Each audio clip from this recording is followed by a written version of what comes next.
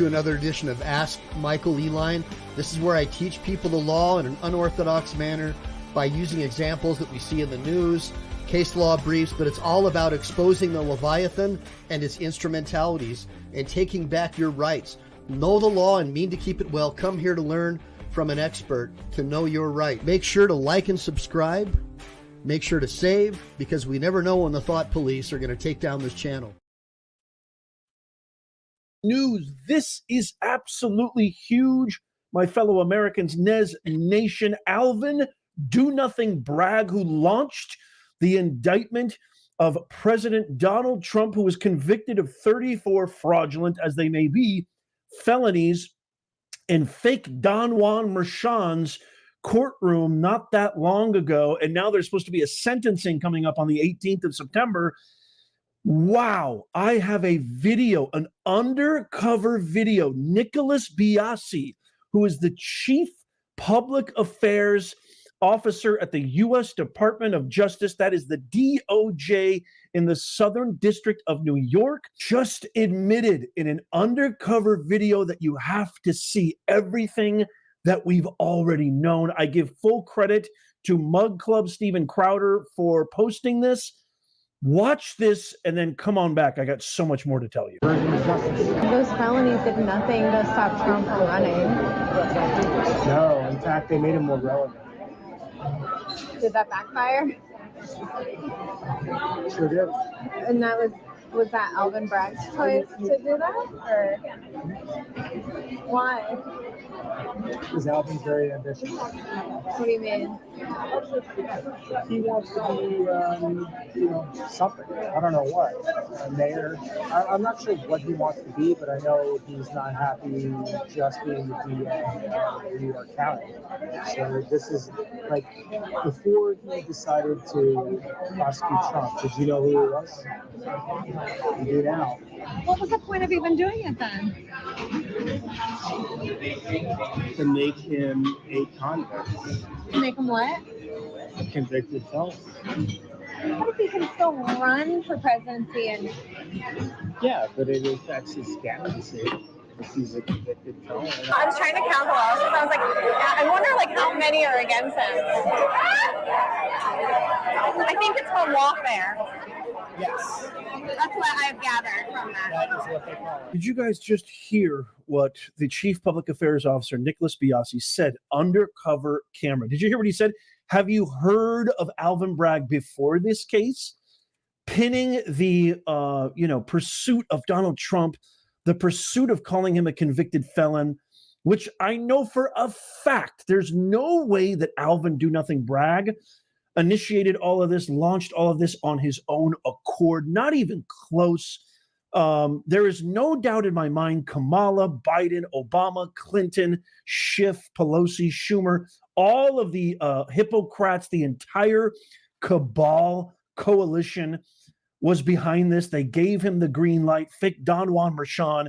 Remember, just a real quick backtrack. And by the way, I can't wait for you to stick around. There's more.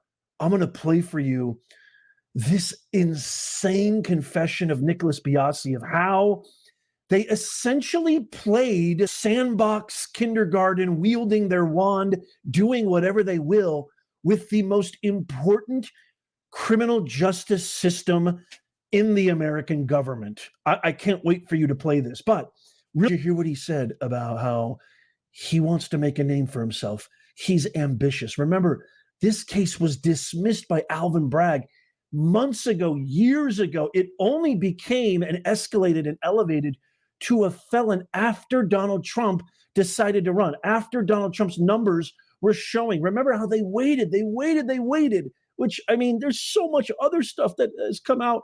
They've panicked so much. They ousted Biden. I mean, there's not enough to even talk about. But doesn't that sound like somebody else that we know? What other indictment, what other case, what other cases, plural, are being launched against President Trump? Does Cash Money G, the Georgia election interference case, come to mind? Which is a complete sham trial. The charges are complete sham. She has now since faced an enormous scandal of doing all sorts of nefarious things behind the scenes. Even the whistleblower that we had on our show confirm that Fani Willis just wants to make a name for herself. These prosecutors are just ruthless. These hypocrite Democrat prosecutors are absolutely ruthless, and they are aligned with the same methodologies, the same mindset, the same ideologies as the entire consortium that essentially executed a coup d'etat on a sitting president when they ousted vegetable in chief Joe Biden. But wait, there's more. There's more from Nicholas Biase. Also, he posted a response to him being outed. I can't wait to share that with you. But first, I just want to share something with you. As if this video and everything that the FBI did, the CIA, the Secret Service, and their absolute abysmal failure of protecting our president, these three-letter agencies, these were once symbols of protection. These were once places that you could actually have faith in. I didn't even mention the FDA, because the FDA has become one of the most corrupt three-letter agencies out there, which is why I have to share with you this. I don't usually recommend any products, but I love NVM. I love Black Forest supplements so much. As somebody who is neither do I. So we're just going to go ahead and fast forward this part. Let's see if we can get past this. Bishop Big Shane James, the fake Don. Hey guys, how's it going? Mershon. Hoorah. This right here. At the federal level where I work, there is a 90-day rule where you can't. By the way, I am under arms. Any decisions on cases that are going to affect an election. That rule does not apply at the state level, because the state levels are wild west. They're like idiots. They don't care. They're all political. So yeah, this guy's probably going to try to lock them up, and it's going to be ugly. They're so obsessed with getting here. Who is they? How did they get away with that? It's a different system. Like the state level and the federal level are like night and day. It's hard to explain, but like there are so many more rules in the federal level, and they're like the threshold for a crime is so much higher. Like I said, it like the state level is like the wild west of law. It's like very for lack of a better term, unregulated. Less checks and balances. You guys know how long we've been following the Cash Money G Fani Willis case. I just did a video recently where it just, if you haven't seen that, you've got to watch it on my Rumble or my YouTube channel. Actually, it's on my YouTube channel right now, where her daughter was arrested for having a suspended license, being on the phone. She blamed her mom. And then guess who showed up to the rescue? There's body cam footage. If you haven't seen that video, go to my YouTube channel. I'll leave it at the end screen. Maybe I'll even leave it in the pinned comment if you haven't seen that. Listen to what Biase says when the undercover journalist asks, is this the strategy against Trump for all his cases? And she specifically mentions, our girl, you know her, I know her, we all love her, Cash Money G. Roll the clip. The strategy against Trump just hit him with all the legal battles all across, like the Fani Willis, Georgia stuff. What do you think about that case?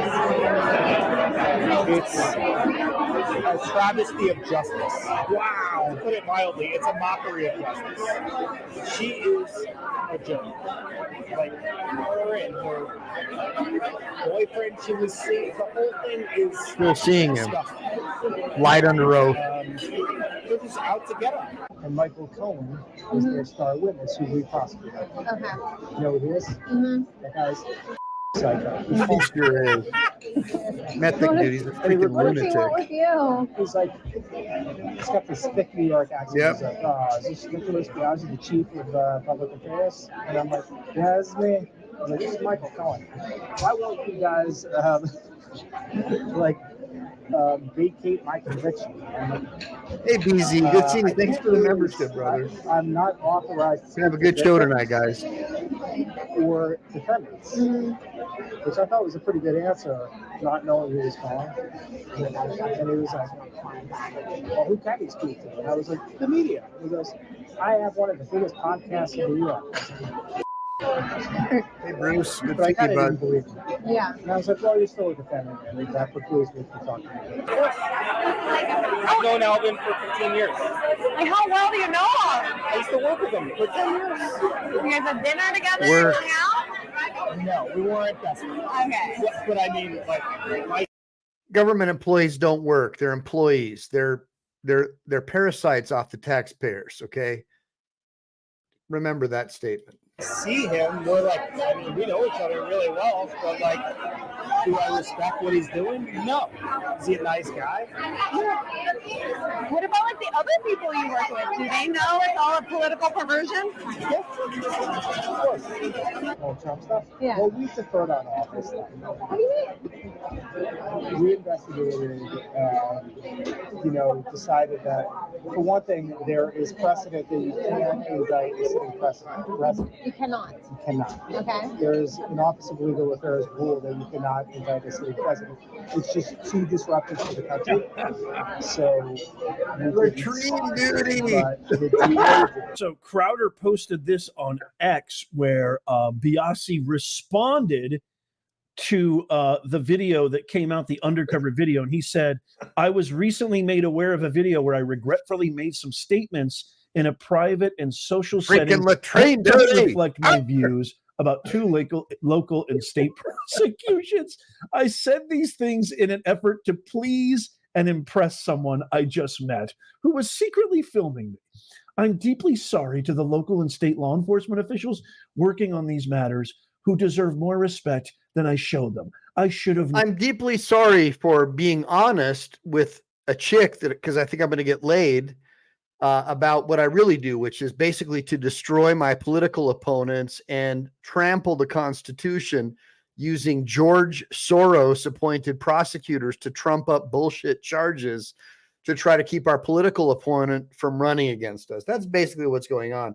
And look, guys, I'm not a big Trump supporter or any of that crap, but I am a Marine, and I took an oath to uphold and defend the Constitution from all enemies, foreign and domestic. Just keep on listening to what's going on with this asshole administrative state employee. This is why we need to abolish all of the administrative agencies and start over from scratch.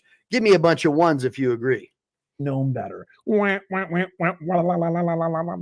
try, Biase. My God, how do you even react to that? What do you even say to that? It is just absolutely alarming to me that everything that they denoted and described as conspiracy, as right-wing nut job, as lunatic, as misinformation, disinformation campaigns, etc., etc. It's always true. All literally come true. It's all true. Everything they said was a conspiracy theory is true. About the weaponization of the DOJ and the political system, about government corruption, about the swamp, about Obama. Everything he said was absolutely Kamala. True. Everything is all right. True. Everything is correct. All of it is.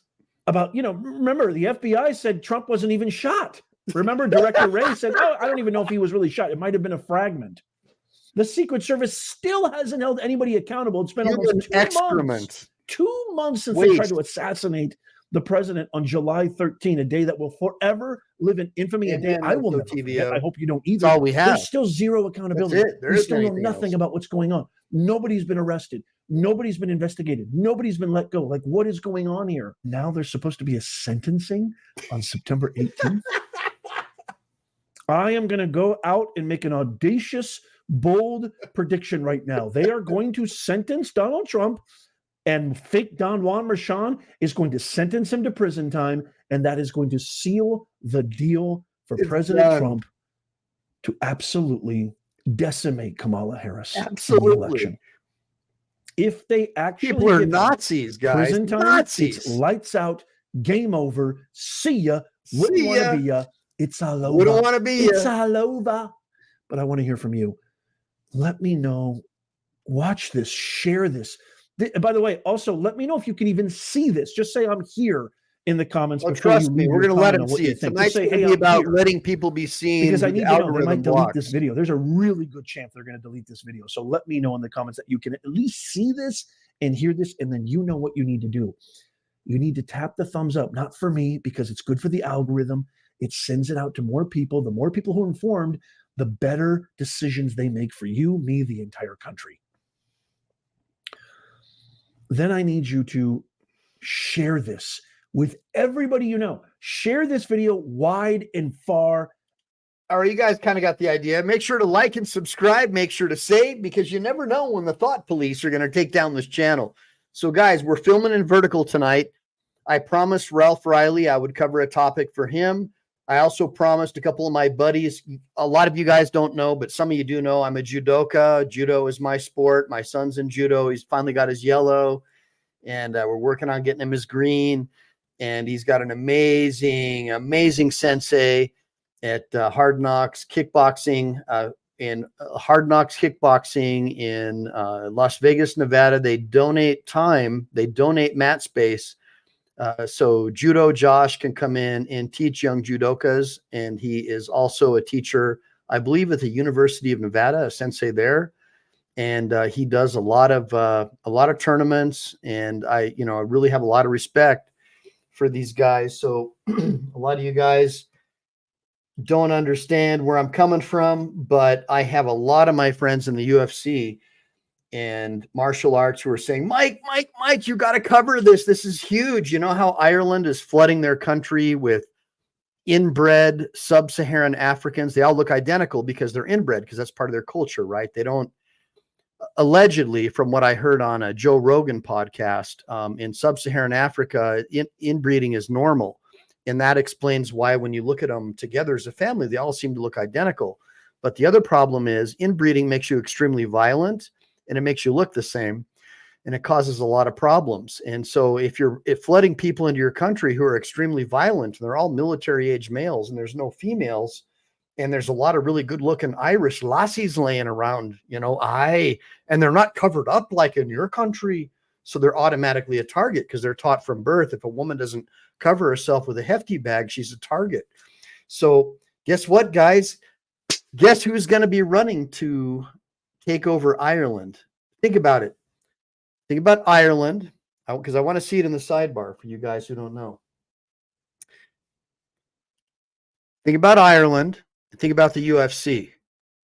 Who do you think is running to become their, well, for lack of a better word, the president of Ireland? If you're an American, if you're a Yank, who do you think is running to become the leader of Ireland and to kick out all of these criminals who are having their way with the local Irish women? Who do you think is going to do that? Who do you guys, I want to see it in the sidebar right now, in the comments. Put it in the comments. Who's running to lead Ireland? Let's see it. Let's see it. Come on, guys. Who's running?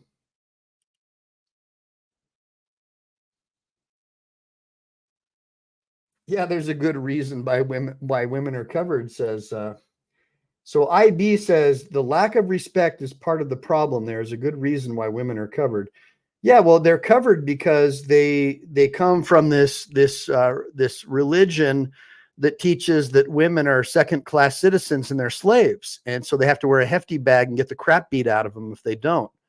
Yeah, it's just called archaic nonsense. Give me a bunch of ones if you agree. Give me a bunch of twos if you think that it's okay to force women to wear hefty bags and beat them if they show you a little bit of their ankle skin. Let me know where you're coming from. No, it's not Jesse Ventura Chevy. What the heck, man? Come on, man. Who do you think is going to run for the leader of Ireland who's also been in the UFC? Who do you think it's going to be? Because we got a big show tonight, guys. We're going to cover Chile de Castro. We're going to do the evolution of Chile de Castro.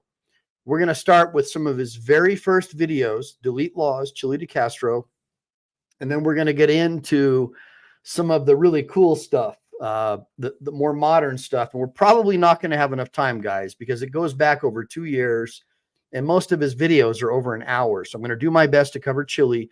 But in the meantime, Remember, I've got friends from Ireland, Scotland, and England constantly calling me saying, Mike, please cover what's going on with this foreign invasion that these politicians funded by the king and Klaus Schwab at the WEF are doing to our country, because we're not allowed to talk about it. If we talk about the terrorists that England and France and all these other countries are flooding into their countries, if they talk about it, they'll get arrested for being a racist or a bigot or a homophobe.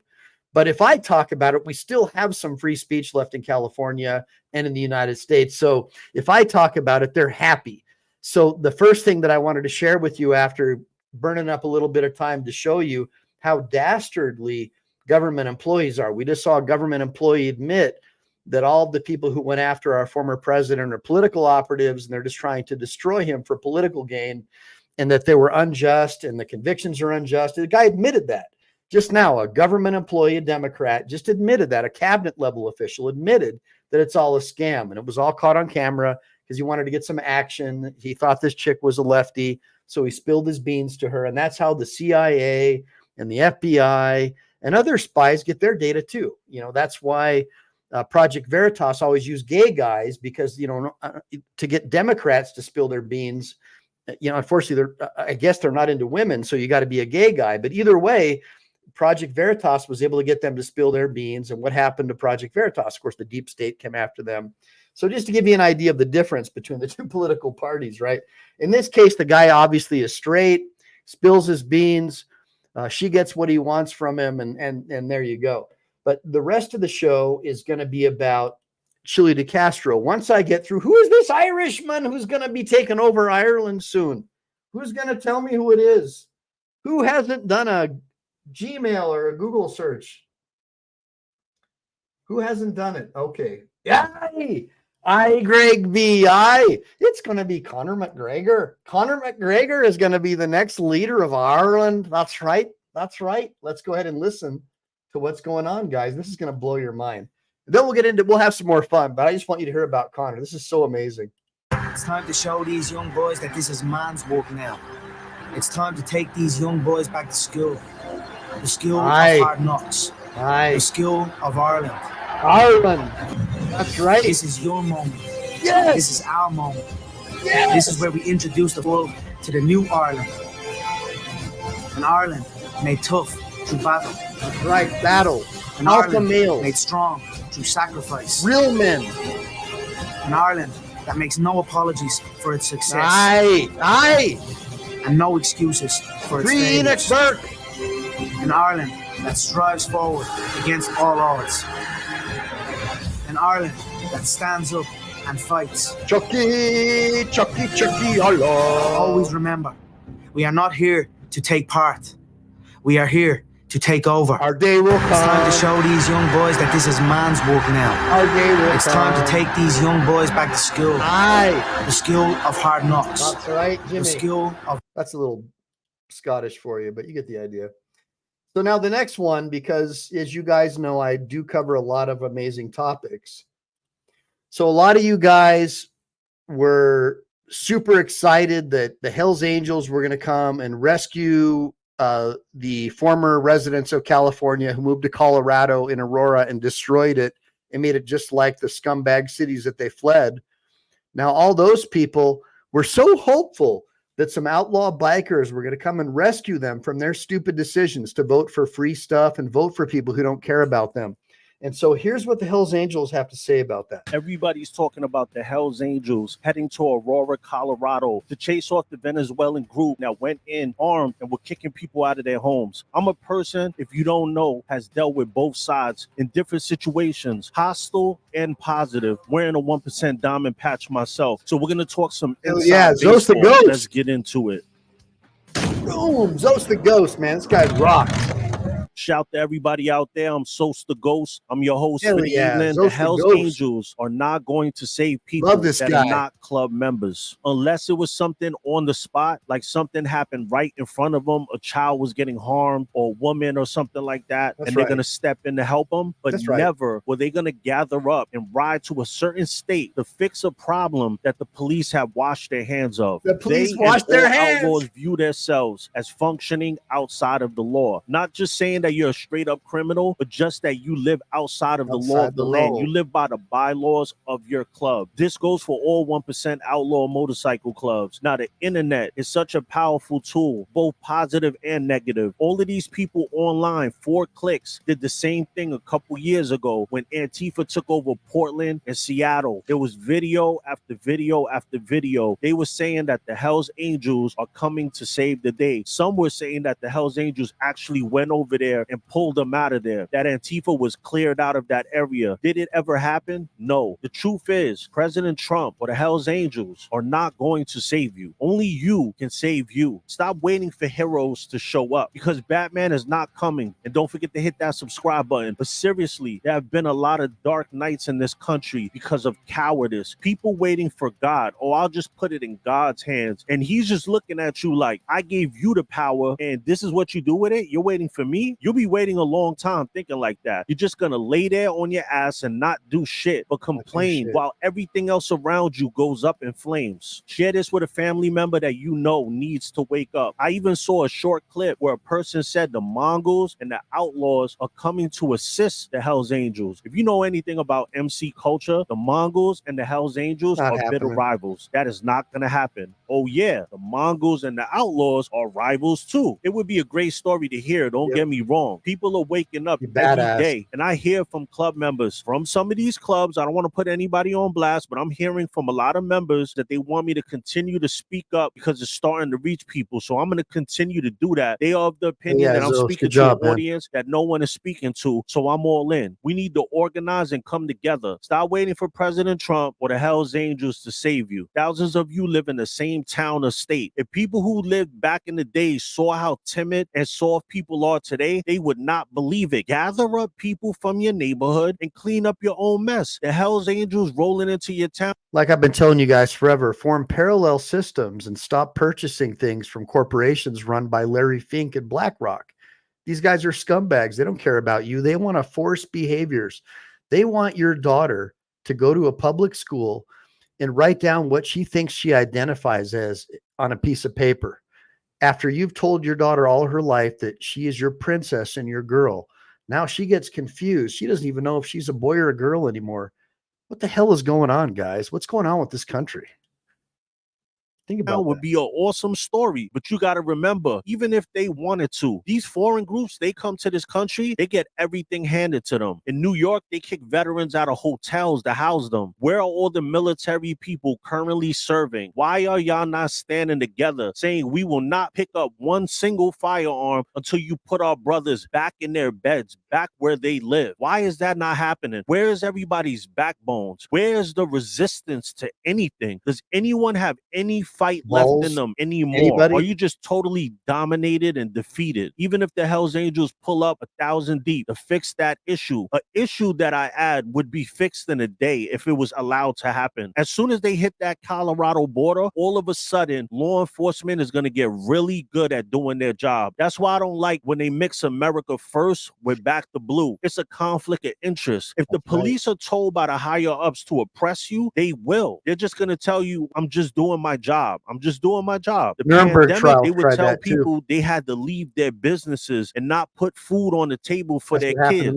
That's who you want to back? I'm good on that one. But they're doing their job. That's what they're going to say. I'm just doing my job. It's a conflict of interest. But if the Hells Angels rolled in 1,000 deep, law enforcement would be right there to turn them around. How much do you want to bet? It's almost like they get a message from up top saying, don't help the people that got kicked out of their homes at gunpoint. In this Hells Angels situation, you have to be very careful with sources. People see 81, which is the 8th and the first letter of the alphabet, standing for HA, Hells Angels. But what you have to understand about 81 is that they have support clubs and support. The support system is even bigger than the club. They have supports that outnumber the actual club membership. And they have people that buy the t-shirts and the merch and consider themselves 81. So to a person from the outside looking in, it appears like you're getting a message from an actual actual club member of the Hells Angels, but 9 times out of 10, it's someone who bought a support shirt from Sturgis or Myrtle Bike Week at a Hells Angels booth. 9 times out of 10, it is a groupie. These are not actual members. And they wear this stuff to trick people that don't know about MC culture. These Venezuelans are the exact people President Trump has been talking about coming across the border for so many years now. Do you believe them now? And that's probably true. You know, they just wear the merch or whatever. I just wanted you guys to see that the Hells Angels, the Mongols, none of those guys are going to Aurora. Their attitude is, hey, look, if you want to be like us, handle your own business. You know, obviously, if one of the HAs had a sister, mother, family member, the whole club's going to be there handling business because that's family. But until that happens, you know, these Venezuelan gangs, with the help of Barack Obama, the Democrat Party, they're just going to keep flooding our cities because the Democrats need to redistrict using the census. And we know that as soon as they get here, that the federal government and all the Democrat states are automatically registering illegal aliens to vote, even though they're not supposed to vote. And then they're trying to pass laws to make it legal for them to vote. So we know that's the goal. The goal is to replace you because traditional American values don't work with communism. And I'm not saying that Donald Trump is a traditional American. I think that Donald Trump is a traditional tax and spend Democrat, probably more like a John F. Kennedy. Definitely not a conservative, definitely not a Christian. I mean, anybody who thinks Donald Trump is a Christian or some kind of religious person, you're smoking crack. He appeals to the Christians because his value system that he espouses is very Christian, you know. Hard work, merit, take care of your families. Don't let your wife be abused by other people. Make sure that your daughter knows that she's protected. Make sure to train your son to protect his daughter and do the same with his wife. You know, just traditional family values that people like Gavin Newsom hate. But anyways, beyond that, so we learned a little bit about what's going on with the Hells Angels. And now let's get into the next thing. So my friend and your friend, Ralph Riley, who's a biker and he hates my vertical streams. So I don't even know if he's in the chat right now. He wanted me to cover this story and give me some attorney opinion. And this is a cop story, cop watch story, where a deputy illegally enters a home. And let's go ahead and check it out. I'm telling you that now that I'm inside your house, I own your house right now. I own your house. Rare that you get a video like this, but had to put this one out today. So you get a double feature. I saw a video this morning that made me sick to my stomach. After seeing the video, I immediately started looking for the homeowner. Fortunately, she was looking for me as well and sent me this video.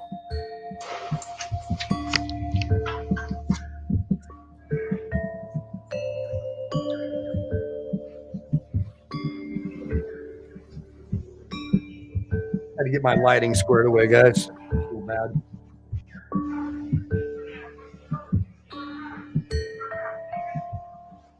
Yep, Ralph Riley. That's right, Jeff.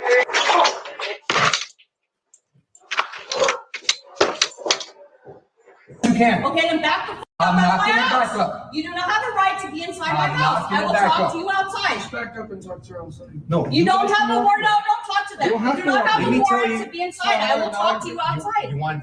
Officer, I will talk I to am you. not going to step outside your house. You do not have a We're warrant gonna to be talk inside right of my house. I'm not inside your house. Okay. You're inside of my house. Let me tell you why I'm right here. Because you walked in. No, because they opened the door and ran from me. And That's I'm why. telling you, I am the Okay, adult and I'm here. telling This you is my home. that now that I'm inside your house, I own your house No, right you now. do not. So he's claiming hot pursuit. So if any of you guys ever watch Smokey and the Bandit, that was Dukes of Hazzard, but you get the idea. He's claiming hot pursuit is a basis to be standing on her threshold. Give me a bunch of ones if you understand. Give me a bunch of twos if you think that he should be tarred and feathered. Yes, I do. Yes, I do. Bro, What I I mean, know my rights. I don't care if you know your rights. And I'm telling you, my So- dog will bite you if I tell her to bite you. Tell So your I'm dog to asking bite you the to dog. back Tell up, your dog to bite and you. I will talk to you outside. I'm not going to talk to you What outside. the f do you want? What the f do you want inside my house? Bring your f***ing supervisor to my home now. Yeah, bring them all. We'll turn You the have music no down. Can you right leave to us be alone? inside. No, don't Please. talk to him. Please. You have no right to be inside because they opened the door. They're minors. I'm the adult here. This is my home. She said she's the adult. She's not my adult. She's my daughter. Get the out of my home. I'm not gonna get out of your house. Then call your fucking supervisor right now. 415 was. And put me to the fucking ground. I fucking double dog dare you. This is my home, bro. You're in my house. I am telling you. You're in my house. Hey, Don't do that. You're in my house. I didn't touch you. Did I touch you? Wow. Did I touch you? Stop. No, Did stop. I You can't do anything. Did I touch You're you? just going to make it worse. Did I ever touch you? I didn't. Hey, give me a bunch of zeros for the dog, because if that was my dog, that guy would have no esophagus left. Tell me what you guys think. fucking touch you, bro. Step away. I didn't fucking touch you. No, you're good. You're I good. didn't Mama D, fucking stop. touch you. Mama D, stop. Mama I D, didn't fucking touch you. You're intimidated, Mama, bro. You're in my house. I am telling You're you. in my house. Don't do that. Hey, I didn't. She's hurt. Did I touch you? Thanks, Gloria. I appreciate it. Thank you, BZ, for always supporting the channel. Oh my Step God. away. No, I know. We just want to relax her. We just want her to calm down. Bro. Thank We you, just want brother. her to calm You're down. in Mama my D, home. please. Please, Mama D. No, this. No, Mama D, stop. Mama D, stop. Please. Please. You're in my fucking home. Mom, stop. Look, he's trying to flip her. He's trying to throw her right now. See his leg? Just stop. You're good. Get off of me. I'm That's a not judo hurting move you. right there. She's good. Am You're I good, Mama hurting D. you? You're good, Did I Mama D. hurt you? Did I hurt you? Did I hurt you? I told you, right? Did I hurt you? I told you to step You're away. in my. Did I touch you? Been recording this. Ever once did I touch you? Keep this on video. I am. Did I Nice touch you patrol one gear, right? time? I have it on the ring. Love that mag setup. Bro, did I touch you one time? You're intimidated by me? This is unnecessary. This was Get totally the fuck out of here. unnecessary. Call your supervisor right fucking now. Mama D, Put me up against the wall. please, No, they don't have to. Please, Mama D. No, don't go inside. Don't go inside. We don't have to go inside. Don't go I inside. just want to de-escalate. Don't go inside. It's done. Keep it on. Do not go inside. Don't listen to him. Oh, look at all these cops coming for a little fight. Obviously, there's many things wrong with this video. The officer tried to claim that the kid opened the door and then ran away, but he didn't. He opened the door, saw the deputy, and shut the door to go find the adult. Deputy Huizar had no right to enter that house. That's right. And crossing that threshold without exigent circumstances or warrant was a violation of the homeowner's rights. I agree. After that video ends, about 8 cops showed up on scene and the homeowner was charged with resisting arrest. Her first court date is very soon. I'll be helping her get the body cam footage, incident reports, and most importantly, a lawyer. So if you are or know Okay, so my mission, according to Ralph Riley, is to help them.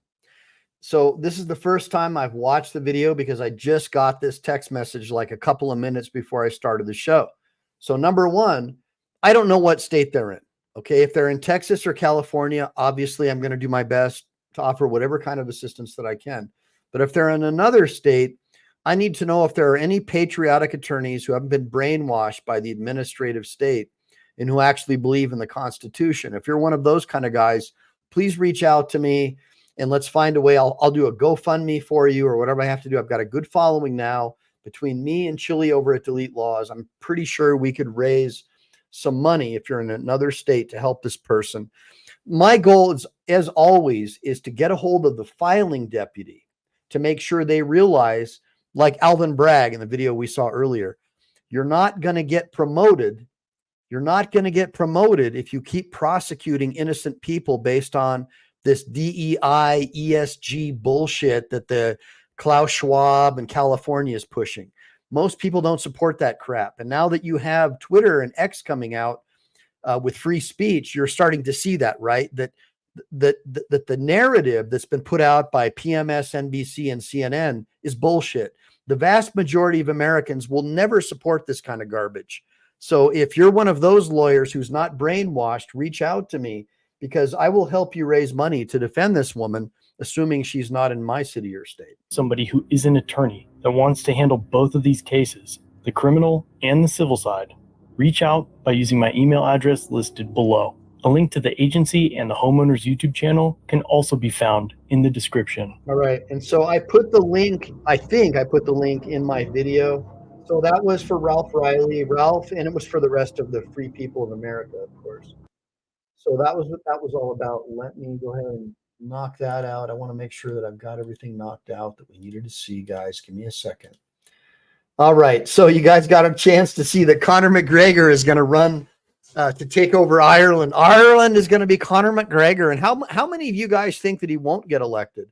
I mean, as long as Klaus Schwab and his anti-human people like Soros and Bill Gates who want to destroy you and your family, as long as they don't get involved, I think he'll win easily. But if they get involved, they'll pay off the King of England and all of his friends and the BBC, which is basically run by the globalists, and they'll probably throw him in prison because that's what they normally do, right? If you're a popular political candidate, immediately what happens is like what Obama would do, like immediately try to come up with some criminal charge and try to get you charged with a crime and then get a conviction, because once that happens, he's destroyed your reputation, right? But now, as time goes on, we're starting to see that people who get convicted by people like this, they're starting to be looked at as freedom fighters. And that's something that the deep state and the administrative state probably didn't take into consideration because they're obviously not historians. They don't really care about history. So let's get a little bit into Chile de Castro. And I believe this is going to be one of his very first videos. So just so you guys know, what got me into this was Chille de Castro. So I saw this guy and I would watch his videos and my wife was like cringing, like, why are you watching this? This guy is like loud and obnoxious and he's cussing all the time and he's going after these cops, and she didn't like it. And I was like, yeah, but he reminds me of William Wallace. You know, he stands up to authority and he's really smart. And, you know, initially I was like, I'm not going to watch this guy. I'm not going to give this guy the time of day. But I just couldn't stop it. And he was in my stream. I stayed subscribed. And then over time, he started to win me over. And so tonight, what I'm going to do, because as a lot of you guys know, I supported him when he got locked up, and I supported him as he won and got his cases reversed, which is just amazing to me. It's absolutely amazing. And so I wanted to get into a little bit about the history of Chille de Castro and DeleteLawz and kind of show you a little bit about how he got to where he was. And so one thing that we're gonna notice right off is, man, this guy used to be yoked, and you can tell that going to jail really messed him up. I mean, he got puffy. He's not as in shape as he was. And so I'm praying, give me a bunch of ones if you guys all want Chille to get back into the gym and start eating better, right? Because I want him to get back to where he was, because this dude was a freaking monster, man. So let's go ahead and take a look and listen to what he has to say so you guys will understand why a lawyer like me is so impressed by this guy. We're going to talk a little bit today about the reason why Kyle Rittenhouse was acquitted. Because if you don't understand the reason why he was acquitted, then you don't truly understand the principles and the foundation of our country. It's not a complicated thing, but you have to understand it. And I'm just going to kind of talk here, and I'm going to post this on YouTube so that you guys can try to get to the fundamental understanding of how and why Kyle Rittenhouse was acquitted. Now, my friends on the right will tell you that I'm on the left. My friends on the left will tell you that I'm on the right. Same with me. But they don't understand me because a lot of people don't have the same amount of knowledge based on the philosophies of natural law, on checks and balances, on morality, and understanding the foundation of our country. And if you don't understand the foundation of our country, then you won't understand why someone who definitely, my right friends say that I'm on the left, and my left friends say that I'm on the right. You wouldn't truly understand it because you don't understand the basic theory of natural law. So that's what I'm going to do right now. I'm going to explain the basic philosophy of natural law and the reason why I firmly believed and hoped that Kyle Rittenhouse would be acquitted. And so if you guys have any questions, how you guys doing? Thanks for coming in. I'm so used to being on TikTok where I just don't look at the comments because I never know if it's going to be hate or love, and I am a emotional person who cares about how you feel. I may say I don't give a flying, but I do. I deeply, deeply care about your feelings. So let's talk a little bit. Let's get right into it. Let's get right into the theory of natural law and talk about why that's such an important concept in understanding why Kyle Rittenhouse was and should have been acquitted. So this is John Locke. John Locke, born in 1632, dies in 1704. Now, he's an Enlightenment thinker from the 17th century. 16th century, depending on exactly how you see it. So now when he writes the theory of natural law. Hey, everybody, give me a bunch of ones. Ralph Riley, join me even though we're in vertical tonight. And he made a very, very valuable statement, is that you don't have rights under the 14th Amendment. And I would agree that that is true, that under the 14th Amendment, basically all people were reduced to the rights of newly freed slaves from the 13th Amendment. And basically our rights were converted into privileges, which made it much easier when they came along with the 16th Amendment and Jekyll Island to confiscate our wealth and to destroy the Constitution. Let's keep watching. At that time when he was alive, the concept of life was based on the idea that there was those who were privileged and those who were not privileged. And so John Locke's philosophy at the time that he wrote the theory of natural law, it was extraordinarily controversial because the privileged owned land, the privileged had the right to life, and you were a second-class citizen. You didn't have the same rights as the privileged, not even to eat. And so when John Locke writes the theory of natural law, what does he write specifically? What are the three foundations of natural law? And I'm going to ask you guys to chime in and write right here. I'm looking at the comments. Tell me what the three foundations of natural law are. What are the three foundations of natural law? And then what will happen is, as your brain starts to work on it, you'll start to learn. You'll start to learn. Life, liberty, and property. Exactly correct. Now, what are the two parts of life? There's three parts of life in John Locke's theory of natural law. What are the three parts of life in natural law? What are they? I'm gonna educate you guys just like I do on TikTok, because I'm no smarter than anybody else. As a matter of fact, I barely got through high school and I flunked out of college. So I'm no smarter than anybody else in this room. You are definitely as smart as me. It's 100% that you are as intelligent as I am, if not more intelligent than I am. However, I've done extensive reading and research on understanding the foundational principles of America, because when I was no-knock raided in 2002, I had to understand how the cops could no-knock raid me. When I live in America, land of the free, home of the brave. So there are three principles of life. Number one, you have the right to life. Number two, you're supposed to preserve life. And number three, if you take life, your life should be taken. So those are the three principles of the life, liberty, and property that John Locke taught in his theory of natural law. So now, what exactly does that mean? What exactly do those three principles of life mean? So when Kyle Rittenhouse entered into a lawless society, because at the point when Rittenhouse went into Kenosha and one side had threatened to burn it down and the other side had promised to defend this property, which is the third principle of natural law, of John Locke's theory of natural law. When Kyle Rittenhouse enters into that arena, what then happens? Are we now living under the social contract?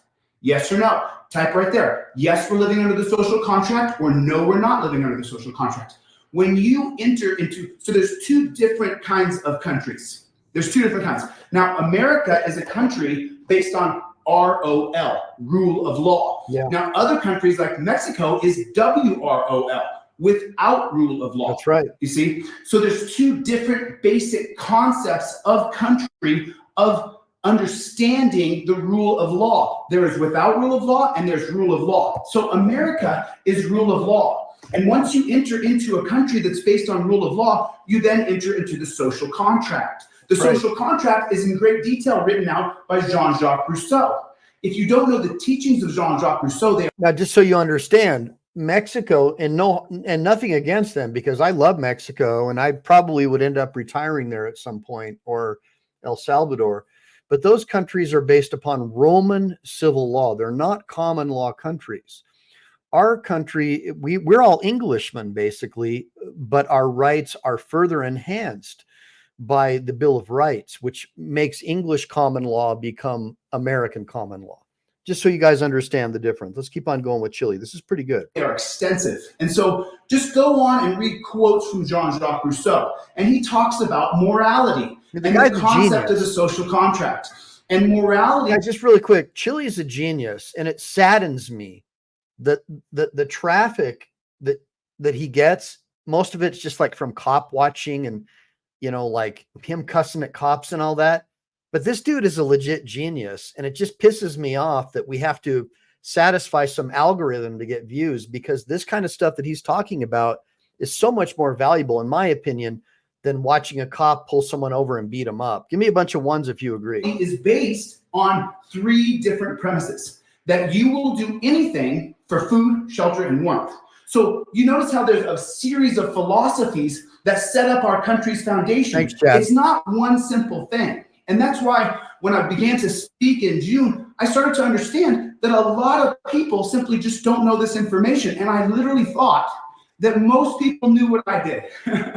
The first month I taught, I said, man, you guys know this stuff just like I do, right? Come to find out that's not true, that most people don't know these things. So now we went from John Locke. Lawyers in particular don't know any of this stuff. I just want you guys to understand something. But the administrative, educational, industrial complex is just another branch of the government. They don't teach you what you need to know. Right now, you can learn more from a couple 1-hour videos with Chille de Castro than you'll learn in 4 years or 5 years of law school about the law. To Jean-Jacques Rousseau. So now when we're talking about rule of law or without rule of law, when you live in a country that's based on rule of law, then you enter into Jean-Jacques Rousseau's thinking of the social contract. I agree with that, Jared. And what exactly is the social contract?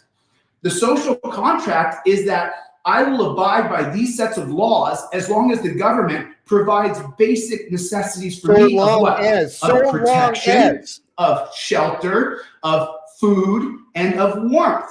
Right? So when you enter into the social contract by Jean-Jacques Rousseau's philosophy, Jean-Jacques Rousseau is famous for saying that morality itself is a social construct, meaning that because you can no longer go out and kill an animal, find a cave to live in, and your wife and you and your kids can live in this cage, then morality is a social contract, a social construct, because you will do absolutely anything to make sure that you have food, shelter, and warmth. So now we've gone from John Locke's philosophy of natural law into Jean-Jacques Rousseau's philosophy of morality and the social contract. So now follow along, because I'm going to put it all together for you in a really simple package. By the way, guys, I know Chille. Chille de Castro is a friend of mine, and I'm not trying to be like Lloyd Benson or whatever. Chille de Castro doesn't use notes. He's not using a teleprompter. Just keep listening. This guy's freaking smart as hell.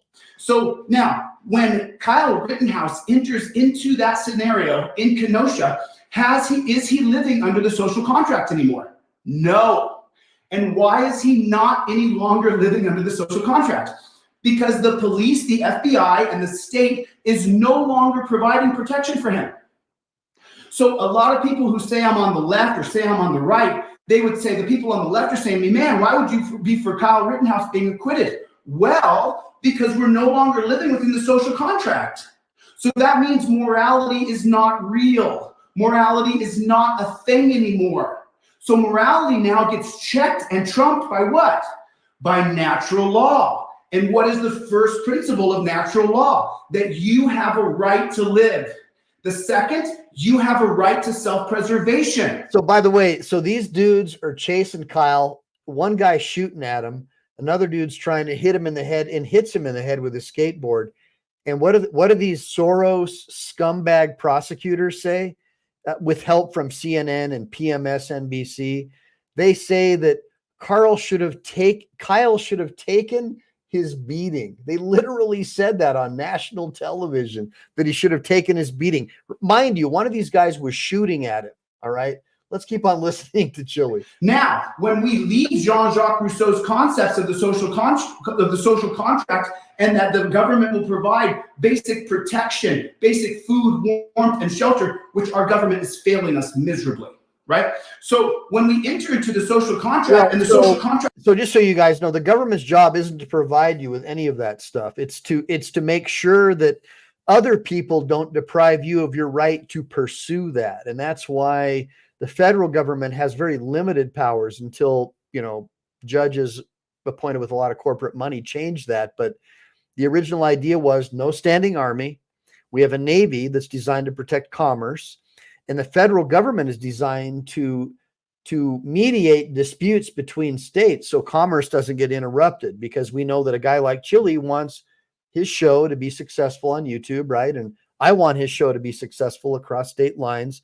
But if a hacker comes along and tries to mess with his show, right, then the government's job would be to come and stop that from happening, to prevent interference with commerce. But other than that, the government is supposed to leave us the fuck alone. They're not supposed to be involved in every aspect of our lives. We're not supposed to have a Department of Education telling our kids what pronouns to use. That's what parents are for. Let's keep going, and then we're going to get into another video.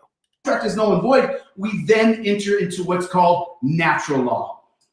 So if you try to take away my gun in a society that is without rule of law, then what happens is natural law prevails.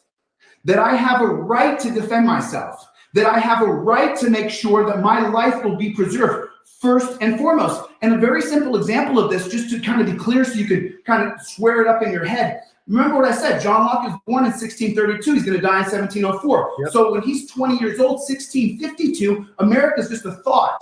We just are just getting into the United States. We're just forming this new place where we're, I don't even want to get into it. So now what happens? In 1640, 1650, the kings and monarchs will decide if they take your property.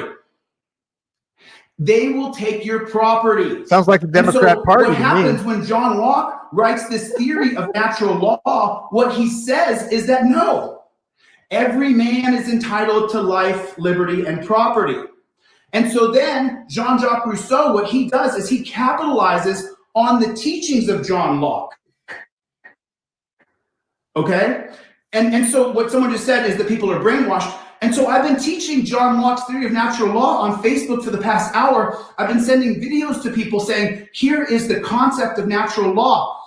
The reason why I came on here was to try to explain that once you enter into a society that is without rule of law, you then enter into natural law. And if you attempt to take away my weapon in a lawless society that is without rule of law and without the social contract, then what happens? Then you're a man and I'm a man. You have no right to disarm me. You have no right to take away my stick. And if you try to take away my stick, then my natural right to self-preservation is going to push to the forefront. So these are the basic philosophies and the pillars of how America is formed. And if you don't understand that, then you wouldn't understand why someone who clearly could be on the left or clearly could be on the right would say that Kyle Rittenhouse should have been acquitted. So you have to ask yourself some fundamental questions.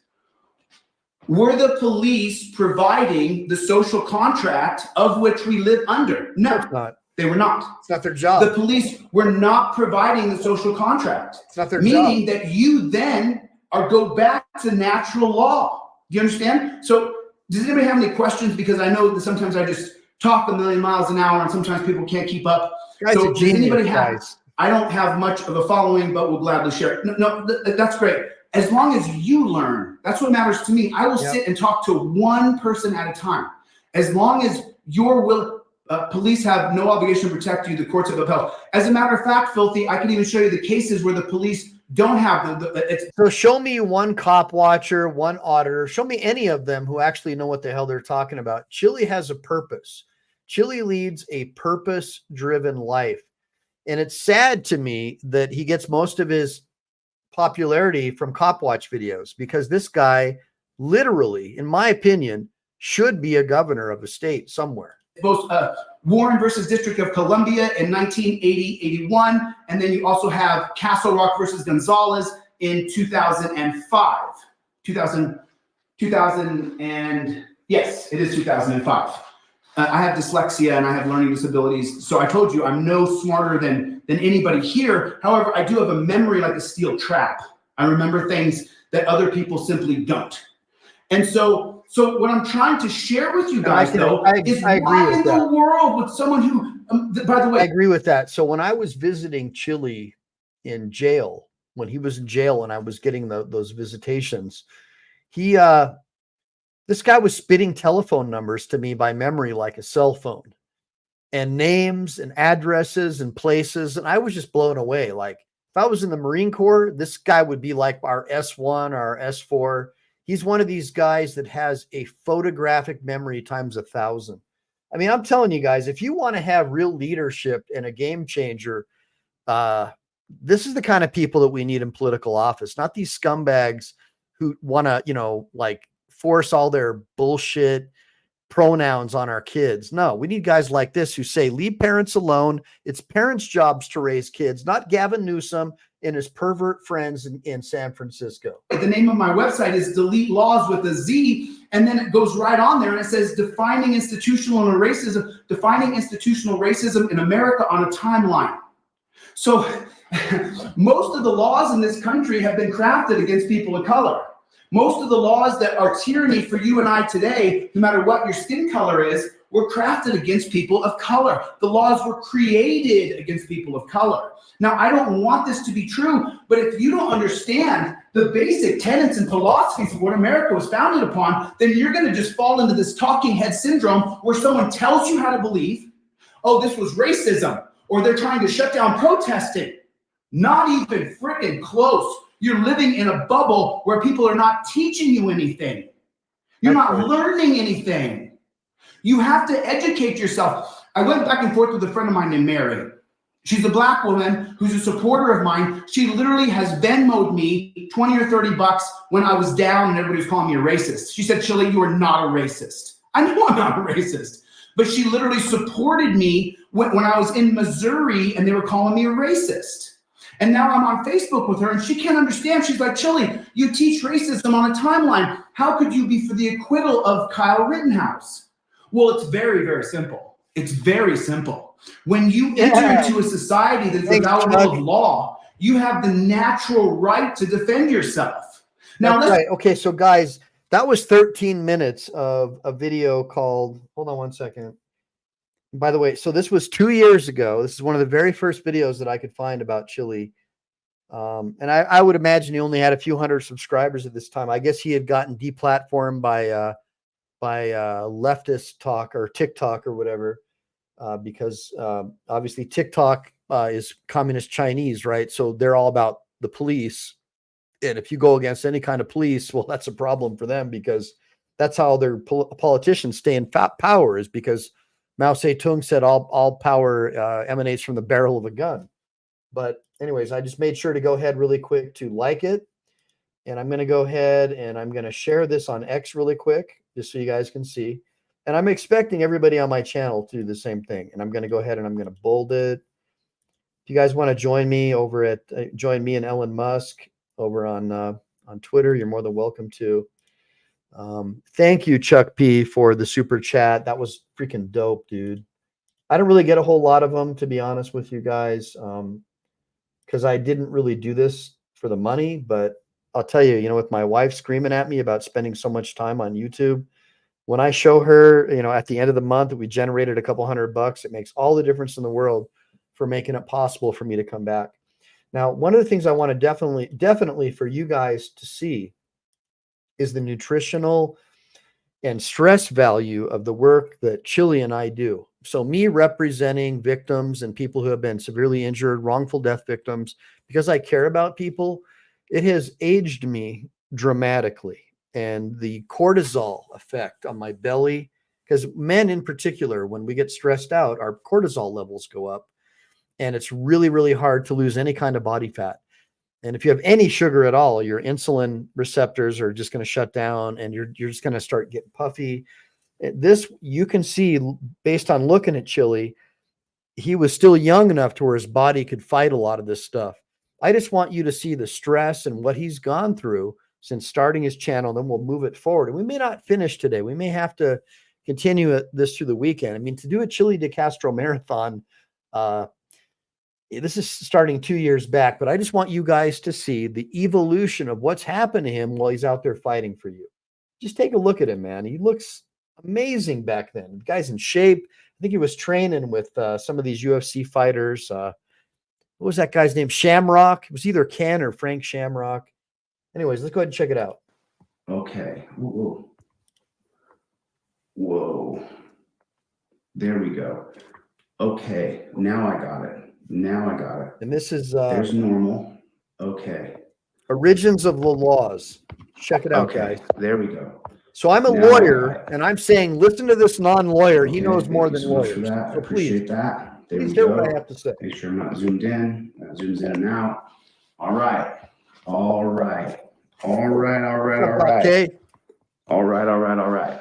Okay. There we go. Now I can raise this up a little bit. Raise this stick up a little bit so I'm not looking down, I'm looking up. There we go. Okay. Okie dokie. Now let's get right into it. Now we can truly begin the lecture in understanding the origins of law. Because if you don't understand the origins of law, then we're doomed. We're doomed. If it doesn't matter if I understand the origins of law, it matters that you understand the origins of law. Because it's one thing for one person to understand the origins of law. However, what I've found out, hey, how you doing, Josh? What I found, and you guys do me a favor, hit that like button at the top. There's a little thumbs up right there. You guys do me a favor, double tap my thing. That'll give you a like. Drop down right here in the comments and let me know exactly where you guys are watching from. Let me know where you guys are watching from. I hate to start over on this, but I like to know who's. Also, give me a bunch of ones if you like his old glasses better. I don't like the new glasses because they kind of go over this way. I think that these glasses, they're more tailored to his face. Give me a bunch of ones if you like these glasses better. Give me a bunch of twos if you like the ones that look like Elton John glasses that he wears now. Hopefully Chille's watching this. In the room, where you guys are watching from. Am I educating Americans? Are you from Canada? Are you from Spain? Are you from Colombia? Where are you guys watching from? And that will help me understand. Yeah, it worked, Filthy. The way you have to do is you have to start your video sideways. If you start your video in a north-south orientation, then it'll end up filming. Raya Hoot asks, Mike, do you have a man crush on Chille? Actually, I'll be honest with you, man. I like chicks. I'm not into dudes, but I do have an envy thing. I do have an envy thing with Chille because, you know, me being a judoka, being a bodybuilder most of my life, seeing a dude like this who's like naturally in shape and smarter than me, even though he doesn't have a law degree. Yeah, that's kind of a jealousy thing. Yeah, I would say that's probably more what it's about. In a north-south orientation. So, where are you guys watching from? Atlanta, Northern Georgia. Cool thought, so thank you so much. I appreciate it. Rich in SoCal. Good to see you, Rich. I actually live in Southern California. I live in West Hollywood. Arizona. I'm in Arizona. I'm east of Tucson a little bit. So I'm here in Arizona myself. So anyways, guys, let me try to like bump it up a little bit. Let's get into it. Open a dialogue. Cool. We'll go ahead. Then Matthew, the Mitten State, write down right in here what you believe an enlightenment thinker is, because then we can really start a dialogue back and forth. And that's the good part about some of the other platforms where if you have a small following in your right, transcends humanity. That's right, Rich. That's right, Rich. Thumbs down. Hey, Ra, there's a lot of pages you can go to, brother. You know what I'm saying? There's a lot of places you can go. There's a lot of things on YouTube. There's lots of things you can do. There's TikTok, there's Instagram, there's all kinds of, there's Facebook. You can go to all kinds of pages. But you know, before you give me a thumbs down, maybe you should take a look at the quality of the content that I produce. Just take a look at that, and then let me know if it's still a thumbs down for you. You know, but then again, you could be sent here by someone who has branded me something bad. So an enlightenment thinker, what an enlightenment thinker actually means is that someone who's going to say things that are outside of what the social norms are. And so if you go to John Locke, and he's born in 1632, and what makes him an enlightenment thinker, what makes John Locke an enlightenment thinker, is at that time when he's born in 1632, and then he comes of age around 1645, 1650. Right. So now what he's going to do, he's going to challenge the status quo. He's going to challenge the status quo, and he's going to say that not just kings should have the right to property, not just kings and princes and those in royalty should have the right to liberty, but all people should have the right to liberty. That's right. He's right. And so now what that means is that's an enlightened way of thinking. That's what enlightenment thinker means. When you say Galileo, he was an. So just so you guys sort of like understand, so prior to Locke and a lot of the Scottish enlightened thinkers, it was, you know, people were raised from birth to think that the king is God's representative on earth, and all rights from God are passed to the king, and he's a living divinity. He's divine. And John Locke, and well, it started, you know, with Magna Carta and probably the Confirmatio Confirmatum and other issues, you know, with the invasions, had to do with the invasions of Scotland and Ireland. This new thought came along that no, that all humans have the same exact rights as the king, and all the God's rights that are given to the king, the divine rights that a king has, are given to the common man. And that was dangerous to the banksters and to the kings, and it's still dangerous to the banksters and the new elite class, the nobles, which would be Amazon or Facebook. And so those guys, you know, they're the new nobles, and of course they're going to support the king, which under John Locke was given a name, the Leviathan. So right, so well, actually it was Hobbes. Let's get back into Chille and let him tell you what he's got to say. Enlightenment thinker. He looked up at the stars and said, well, you know, if the stars are here when I'm in the ocean, and then I move my boat 100 nautical miles north, then the stars are going to look different in the sky. And so he's enlightened in the idea that he has new ideas that are going to come to light. Enlightenment thinker, right? So yeah, but that idea that every man has a castle, every man has his home, is a new idea, relatively new in the long stretch of history. Remember, under kings, that you would be forced to harbor soldiers in your home. They could come in and rape your wife, and there was nothing you could do about it. Nothing. Only 2021 AD. So now John Locke's Enlightenment thinking happened when? In 1645, 1650, 1652. Remember, Montesquieu's book's going to be published in 1748 in French and then published in English in 1750. So 100 years passed from the time that John Locke has the Enlightenment thinking that we're all entitled to life, liberty, and property. And then 100 years later, the Spirit of Laws comes out, and that's where James Madison and Thomas Jefferson are going to plagiarize the books. That's what they did. Spirits of Laws. The Spirit of Laws. Laws. Right. I mean, and this basically our founding fathers plagiarized Locke and these Enlightenment thinkers because their ideas were so outrageous. And now you have like one of the political parties trying to suck us back into this Orwellian king-like philosophy where only the state can decide truth. That was the kings. So when you look at that, it's the same thing. It's the king and his henchmen at Amazon or these, you know, BlackRock. That they're the great Leviathan, and guys like Chille and I were the Enlightenment thinkers. The Spirit of Laws is the fundamental piece that creates the checks and balances system that we live in today. We have a checks and balances system today because of Montesquieu's books, The Spirits of Laws. That's right. You see? And now this is an enlightened way of thinking that there should be checks and balances on power. Does it help a lot? Hey, yeah, you guys do me a favor, drop a thumbs up, hit that thumbs up button. I'm going to teach you guys a lot of stuff. I mean, what I have found out over the past year is that I do have an encyclopedia of information in my mind that I was walking around for a decade believing that other people knew the same shit that I did. I was walking around thinking that everybody knew the same things, that nobody does, knew these things. Because to me, remember, I'm a dumb jock who fights in a cage. Right? So to me, I always thought that of course you guys know these things. If I know these things, well, you must know these things. That's literally how I thought, because you can't see outside the box of which you're planted in, right? I'll give you a real simple box scenario. You guys hit that like button. You guys hit your like button real quick. Hit that thumbs up button. Hit that. Double tap the screen. Double tap. Touch that thumbs up button for me if you would, please. Try to bring more people into the room. Do it.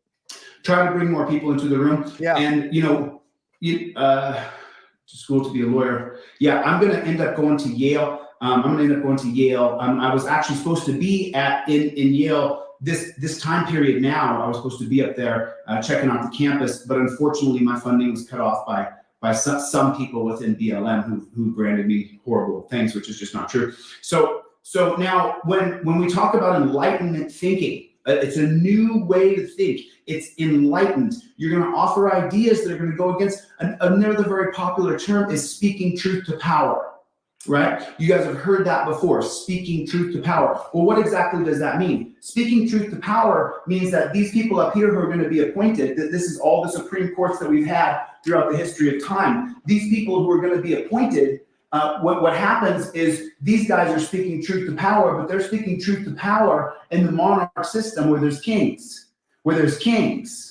And the monarch back in the day, they would hang you or cut your head off. And it happened quickly. It happened very quickly. So you have to understand that that's exactly how we got to where we are today, by these gentlemen speaking truth to power.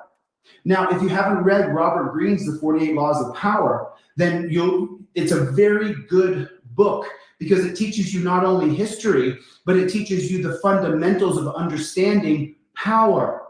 And that's why I always recommend that book, The 48 Laws of Power, if you have not read it.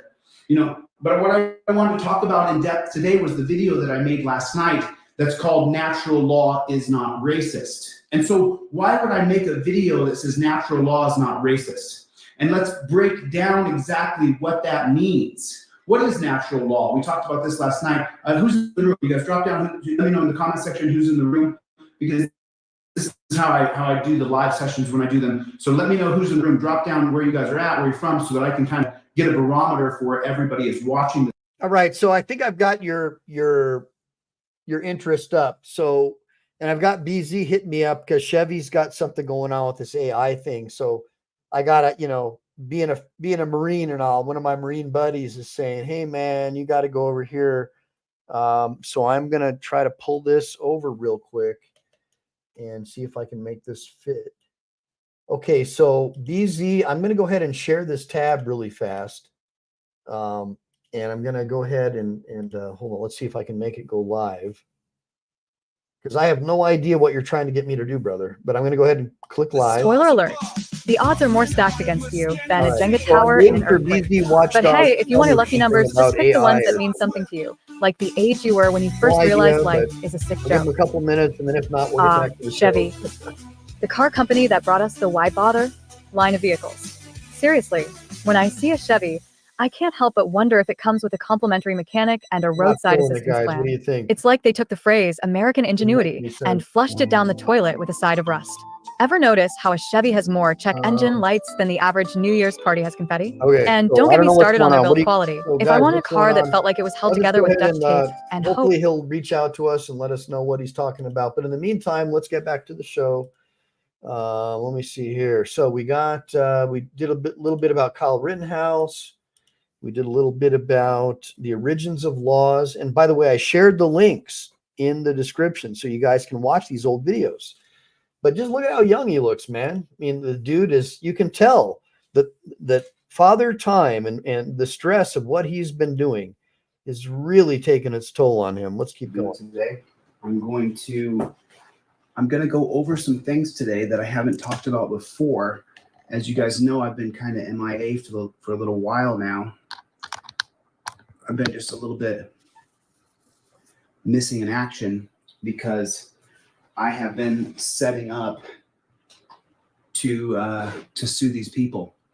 And, a lot of people, what they don't understand is that you can't ever really let anybody. What's going on, Andy? How you doing? So it's really hard for me to answer or respond to people with questions and stuff like that as I go over this. But today I'm going to teach you guys, what you're looking at here. What we're going to look at here today is we're going to take a look at tort law in federal. That's what I do. And tort law has several different factors in criminal law, in property law. Tort law has a lot of different aspects to it. However, tort law in the form of what I've been studying and what I'm doing is under the form of defamation. And these are books from the California State Bar exam that I'm actually helping a friend of mine study for. Okay, hold on. So BZ says, hold on. BZ Watchdog says the channel is watching my live stream. So I guess I'm supposed to ask it a question or something, because I want to figure this out. I mean, so normally I do a show and I'm not prepared for someone to come in the middle of the show and tell me to do something that's not planned. And so I'm trying to understand this and it makes no sense to me, but I'll try it one more time. I'm going to go ahead and share the screen, and there it I is. just grab a cardboard box and slap some wheels on it. And so Keep on rolling, Chevy. Just remember to pack a toolbox. And I don't Chuck see Bronson, anything going on. the here. man who single-handedly defined the grizzled action hero So, archetype give it a couple and more made every seconds. mustache feel inadequate. I'm I mean, he supposed looked to like the add kind of guy who could stare down a grizzly bear, then give it a So, stern lecture on who is proper Chile de etiquette. Castro? He had that Already face that passed it, said, and I've nothing's seen happened. things, like the inside of a diner at 3 a.m. You know, Anyways, we'll get all back to it squinty another eyes time, and guys. compressed lips. So anyways, now, so this next video, we're going to show you the progression. So this is going to be in, this is still 2 years ago, but you can see he's got his weird kind of Hollywood producer's vest on. And this is, you know, again, I can't play all these videos for you guys, but I'll the whole thing, because they're like an hour each. But at least you get an idea of what he's all about. And like, this is how he became famous in doing these videos, these pop-up videos. Yeah, look at that beast. Save the whales, harpoon a fat chick. I mean, how could somebody like that be on the police force? That's insane. Makes no sense.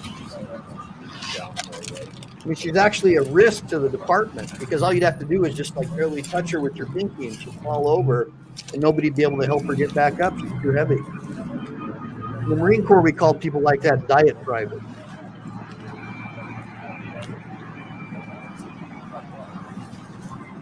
Hey, bud. Wow, look at that. Holy crap. See, one accident like that I don't could mind if fund you're a at million work, but do shows you mind for coming me. over here so you don't get hit? No, I'll stand right here. Yeah, absolutely not.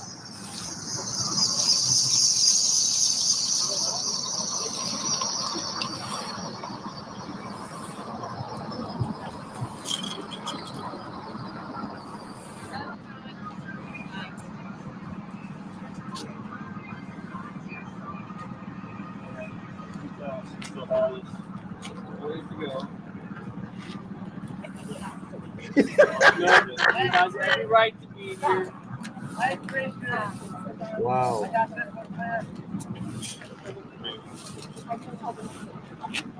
Yeah.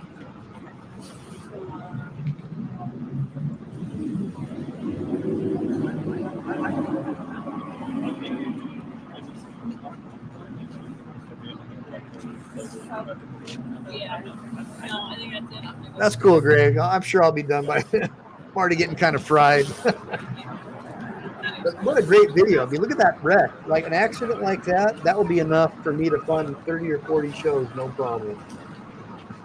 So I do car accidents and motorcycle accidents. I don't understand why all you cop watchers aren't out filming accidents and sending me cases. Doesn't make any sense. It's like a match made in heaven.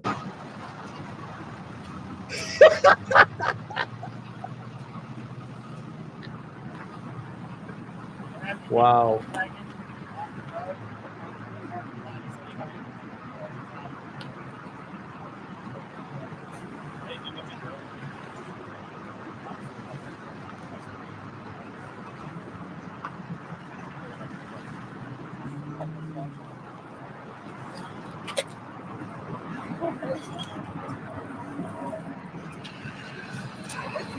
So this particular show got him 22,000 views 2 years ago. And let's see if we can get into some of the meat here. These guys give him a hard time. Sounded pretty amazing. Let's get into the next one. I wanted to address something. Let's get into the next bad chicken.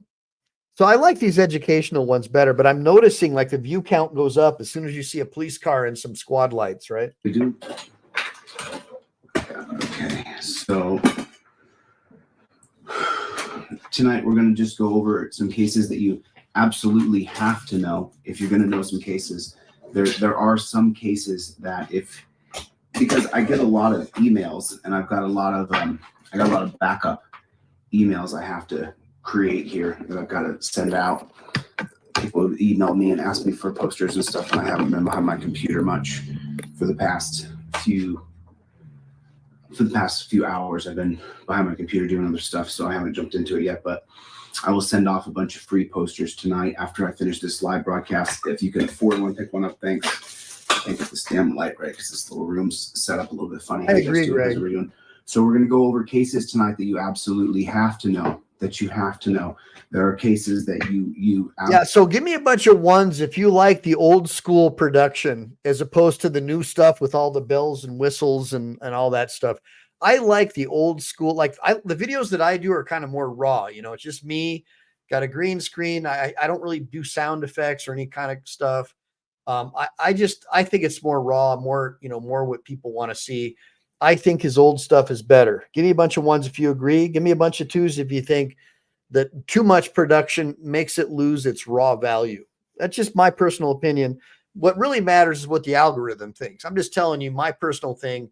I like that old school kind of French Foreign Legion Spartan kind of thing. Absolutely have to know.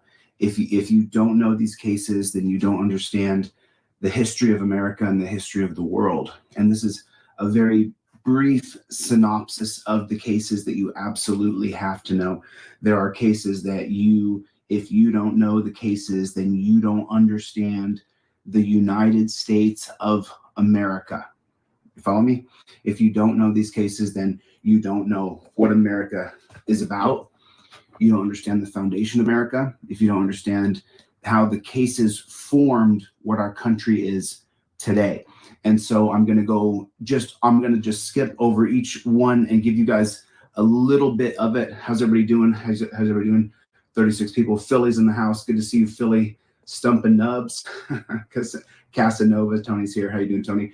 David, Manga Gypsy, Zachary Reed. Good to see you. D-Sean. Rob, good to see you, buddy. Rob. Robert, how you doing? Robert, good to see you. So, anyways, we're going to start in the beginning.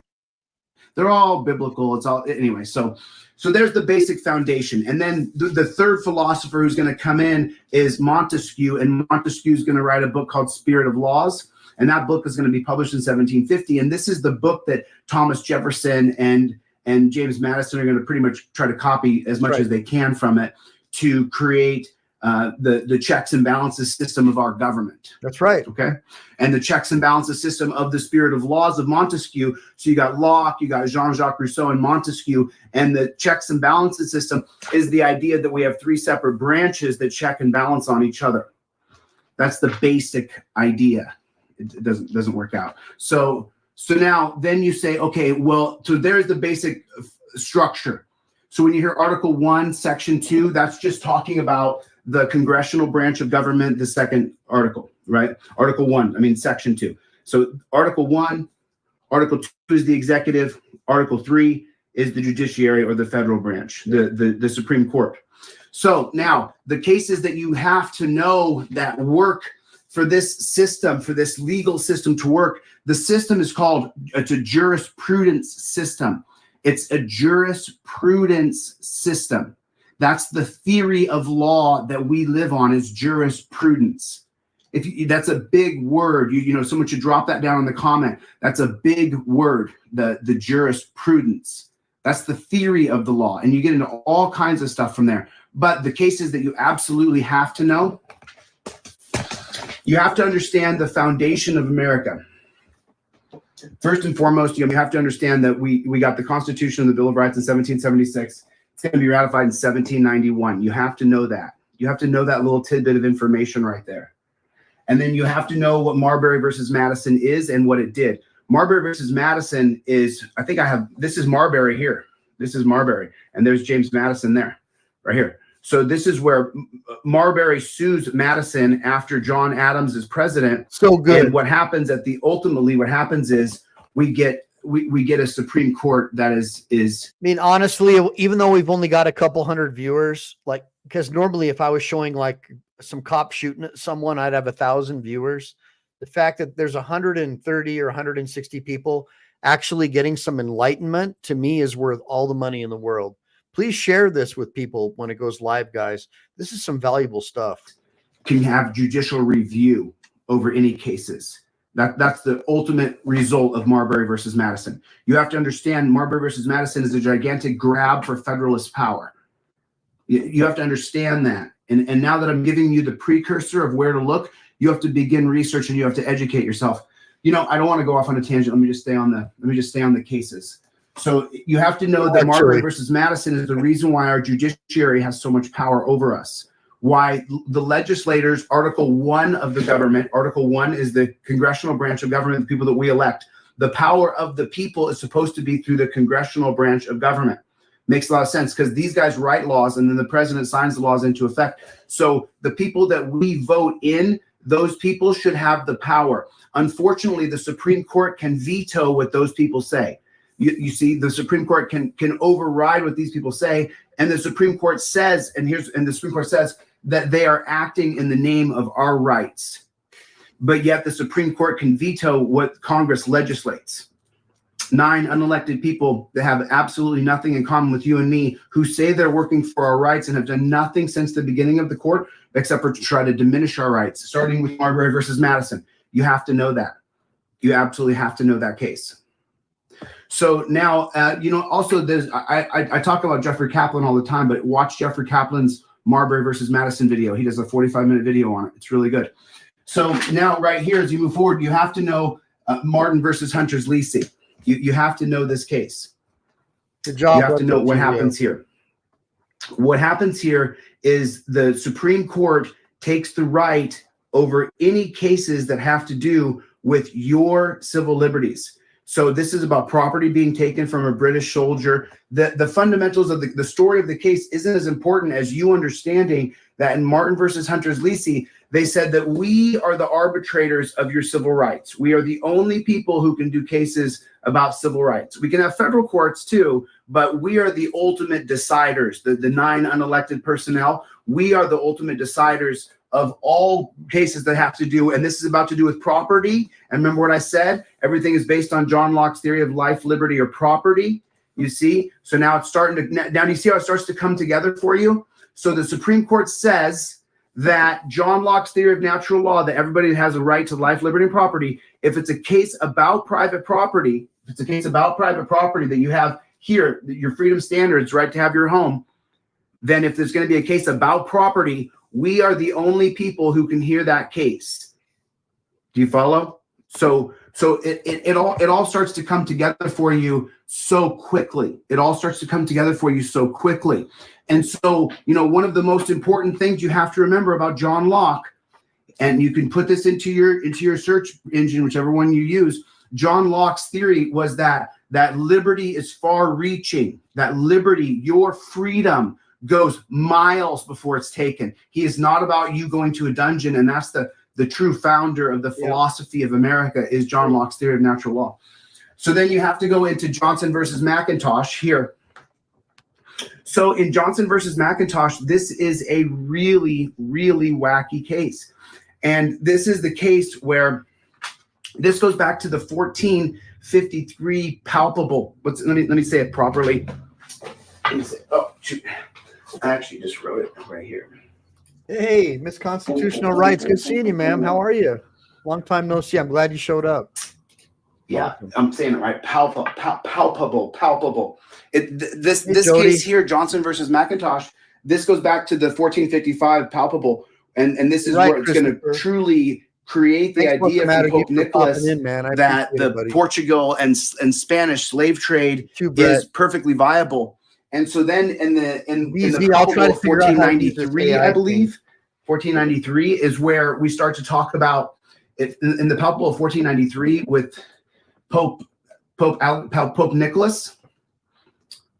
I believe it's Pope Nicholas. I'm pretty sure the 1493 palpable. And what that's going to, and so the most disgusting thing you'll ever read is John Marshall's opinion in McIntosh versus Johnson from 1823. It's one of the most disgusting things you'll ever read. It's what it does is it legitimizes popes and monarchs who gave permission to European settlers to colonize any Spanish land. And this starts in 1455 with the palpable. It's Pope Alexander. No, it's Pope Nicholas and then his son who uses his middle name instead of using his dad's name. I'm pretty sure if I remember quite correctly, but I don't want to start looking stuff up when I'm on here. So feel free to fact check anything I'm saying. Everything I'm saying is pretty damn close to exactly accurate. I could be off a little bit, but it's pretty close there. So is it Pope Nicholas? It's going to bug the hell out of me. Anyway, so the point is though, is then John Marshall writes the opinion in Johnson v. McIntosh. And what the opinion says in Johnson versus McIntosh is that because of the 1455, 1493 palpable by Pope Nicholas V, I believe, they say that you can take the Native Americans' land and it's yours. It's your land because you conquered this land and all of its inhabitants. All of the inhabitants of this land belong to you. They are your servants. They are in servitude. They are your slave forever. And he quotes it. John Marshall quotes it in the 1823 holding of Johnson v. McIntosh. You absolutely have to know it. If you're an American, you have to know it. Johnson versus McIntosh. You have to know that case so that when Native American people say something to you, you know exactly what happened. It was Johnson versus McIntosh, where the Supreme Court, remember, John Marshall, head of the Supreme Court, was previously the Secretary of State for John Adams, the second president. And when John Adams was leaving the presidency, he appointed John Marshall to the Chief Justice of the Supreme Court. Do you understand how dirty it is? Do you understand how absolutely filthy the beginning is? The beginning is a filthy mix of and I don't want to get on my judgments. I just want to stay on facts with you guys so you know the most important cases. And so let's just keep going down the line. So now if you don't know the Dred Scott case, I think everybody here knows the Dred Scott case. Should know that case. If you don't know Dred Scott, a very light overview of it is Dred Scott was a slave to I believe the last name. Hold up. We got the man, the myth, the legend, Chille in the house, Doctrine of Discovery. He just put a link in the side there. The gilderlerman.org history resources. So check it out. He's talking about Chille says, instead of the papal bull, remember it as the Doctrine of Discovery. Here's the link to more learning. Thanks for the text, Michael. Glad I could catch this. Yeah, so guys, you got to understand something. I think cop watch videos are cool and stuff, but I was more fascinated with Chille's intellectual capabilities and the way that he thinks, because there aren't very many lawyers who even have any kind of capacity other than just knowing how to make money and what they learned in law school. And to meet someone who's a lawyer without going to law school, who actually is a legal scholar, somebody who actually knows legal history, is a very rare thing indeed. And, back in the day, people like that were paupers. Usually it would take a pauper like a monk to really learn the law at that level. And in fact, in forma pauperis, which is where we get our fee waiver forms from modernly, comes from the days that courts respected the paupers, the ones who were educated enough to know the law and meant to keep it well, and who were like monks, like the monks. They wore the robes, but they were highly educated. And so that's where that all comes from. There's some history behind that as well. So it's really interesting to learn a little bit from Chille about the papal bulls. And that was like papal bull was like a order, a law that has the force of God because the Pope said it. And in particular, this one, the Doctrine of Discovery, was basically a bull that said, hey, if you discover it and conquer it, it's yours. And of course, man, they're just so amazing, all this stuff. So Chille says that we're going to start in October, full-time teaching the history of SCOTUS.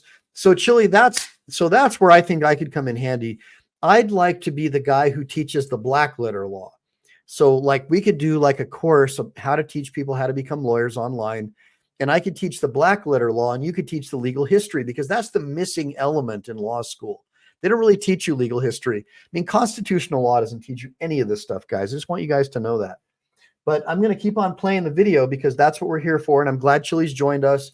Now, Chille, if you're going live tonight, let people know. Was Sanford, and, the last name was Sanford, show, and his master died. And so then when his master died, they went north of the border. And back then there was a 50-50 line. If you were south of the border, you were a slave. North, you were free. And so then he went above to Chicago, to Illinois, to bury his master. And when he got there, he announced to the master's widow that he was free. I'm a free man. And so then the widow's brother, Sanford, sued Dred Scott, and it went to the Supreme Court. And the Supreme Court said that Dred Scott was property. He was not a man. And I don't know what you're doing testifying here in court, but you shouldn't be here because you're a piece of property. Property shouldn't be talking. So that's pretty much the truth. That's I mean, of course, that's a Yep, that's it. No, that's it. They say it's property. So that 1455, that 1875 holding of Dred Scott, that's going to kick off the Civil War. It's not going to quite begin the Civil War. The Civil War is going to begin when John Brown in 1859 is going to ask his best friend Douglas if he wants to go with him to go and raid Hopper's Ferry, and Frederick Douglass says, "No, I'm not going to go with you, bro. I'm not going to go with you. You're crazy." Because John Brown is so pissed off about the Dred Scott holding that he then goes and attacks Harper's Ferry in 1859. He sits in the jail for a month and he writes this big long thing, and then he gets hung. And so then that is the spark for the Civil War, just so you guys know. How's everybody doing? How is everybody doing? Good to see everybody. Hell yeah. So then as we keep going down the line, you have to know Cruikshank. You have to know the Cruikshank case. You absolutely have to know this case. You have to, guys, really quick, I want to share something with you. So when I first met Chille when I was with Dick Heller, and it's Heller versus District of Columbia, or DC versus Heller. It's the seminal case on Second Amendment rights. And so a lot of you guys may not know, but Heller was a security guard for the Supreme Court and for like government buildings and stuff like that. And he was denied the ability to have a firearm in his own home. And so when I first met Chille, I was a little frightened that Dick may not, he's law enforcement, they're going to have a problem. Chille takes us to his office and starts showing us this stuff. And no notes, no nothing. And I got this same presentation, but better with Dick Heller. So Dick Heller got to see this guy in action. Check this guy out. I'm telling you guys right now, Chille, of all the people that I've met in this world, is somebody who's capable of being the next governor of whatever state, you name it. to know it. You have to know it inside and out. And this case is going to be based off the 1871. So then this is where it comes full circle. The Cruikshank case is going to be based off the 1871 Enforcement Act, is where you're going to get U.S. Section 18, Section 242, which is deprivation of rights under the color of law. That's where that's going to come from. Your deprivation of rights under the color of law is going to come directly from the Enforcement Act of 1871, first published in the Civil Rights Act of 1866. So when that Enforcement Act comes out with U.S. Code 18, Section 242, that is deprivation of rights under the color of law, and that comes directly, and they're charged with deprivation of rights under the with violating the Enforcement Act in 1876, and this is based on the Colfax Massacre. But then this case right here is where the Supreme Court says, that's all of our favorite sayings. The Supreme Court says that we cannot enforce your Bill of Rights. These guys up here, they say, we're really sorry, Americans. The government cannot instill your rights. We can't do it. And that's all going to be based off the Cruikshank case. You absolutely have to know it. This is just a light gloss over as to what it is. You have to go and read it. You have to go and read this case. You have to look this up and show the children so history doesn't repeat itself. This is why I'm showing this to you, so that you show this to a 10-year-old, 12-year-old kid, and the kid will learn this case and say, this can never happen again, or it'll happen again, or it'll happen again, or it'll happen again. You have to teach a kid about Cruikshank. We'll never teach you this in a public school. And so, we could easily go into the Reese case, which is about voting. You have to know this case, United States versus Reese of 1870. This is going to allow states to create barriers for voting. And so you have to know this case. This is a big case in the history of time, because this isn't going to be undone until the 1965 Civil Rights Act on voting. It's not going to be fixed until 1965. This case of Reese, meaning that the 1876 holding is going to last 100 years, 89 years. So Miss Constitutional Right says, I love Chille. You know what? We all love Chille for different reasons. I love what he stands for. Chille stands for liberty and freedom and individual rights. And being the spawn of a father who thought that he was fighting for freedom in the Marines in Vietnam, and me also being a jarhead and a supporter of the Constitution, someone who's willing to die for the Constitution and the Bill of Rights. When I actually see someone who can articulate our history and how our Bill of Rights was disparaged and co-opted, mainly by the Jekyll Island debacle, but prior to that and how it happened, I've never seen anyone articulate it the way that Chille's been able to do it. I mean, he's got it nailed, guys. And he's not shooting from the hip. The guy has a steel trap memory. Like I said, when I visited him in jail, this dude can spit back phone numbers, addresses, names, places. And he looked at me like there was something wrong with me, that I couldn't do the same thing. And I was looking at him like, dude, don't you realize that you're at a totally different level? Don't you get it, bro? 89 years of voting fraud, of tampering with voting because the Supreme Court said. Do you see? You have to know this case. Your children have to know this case.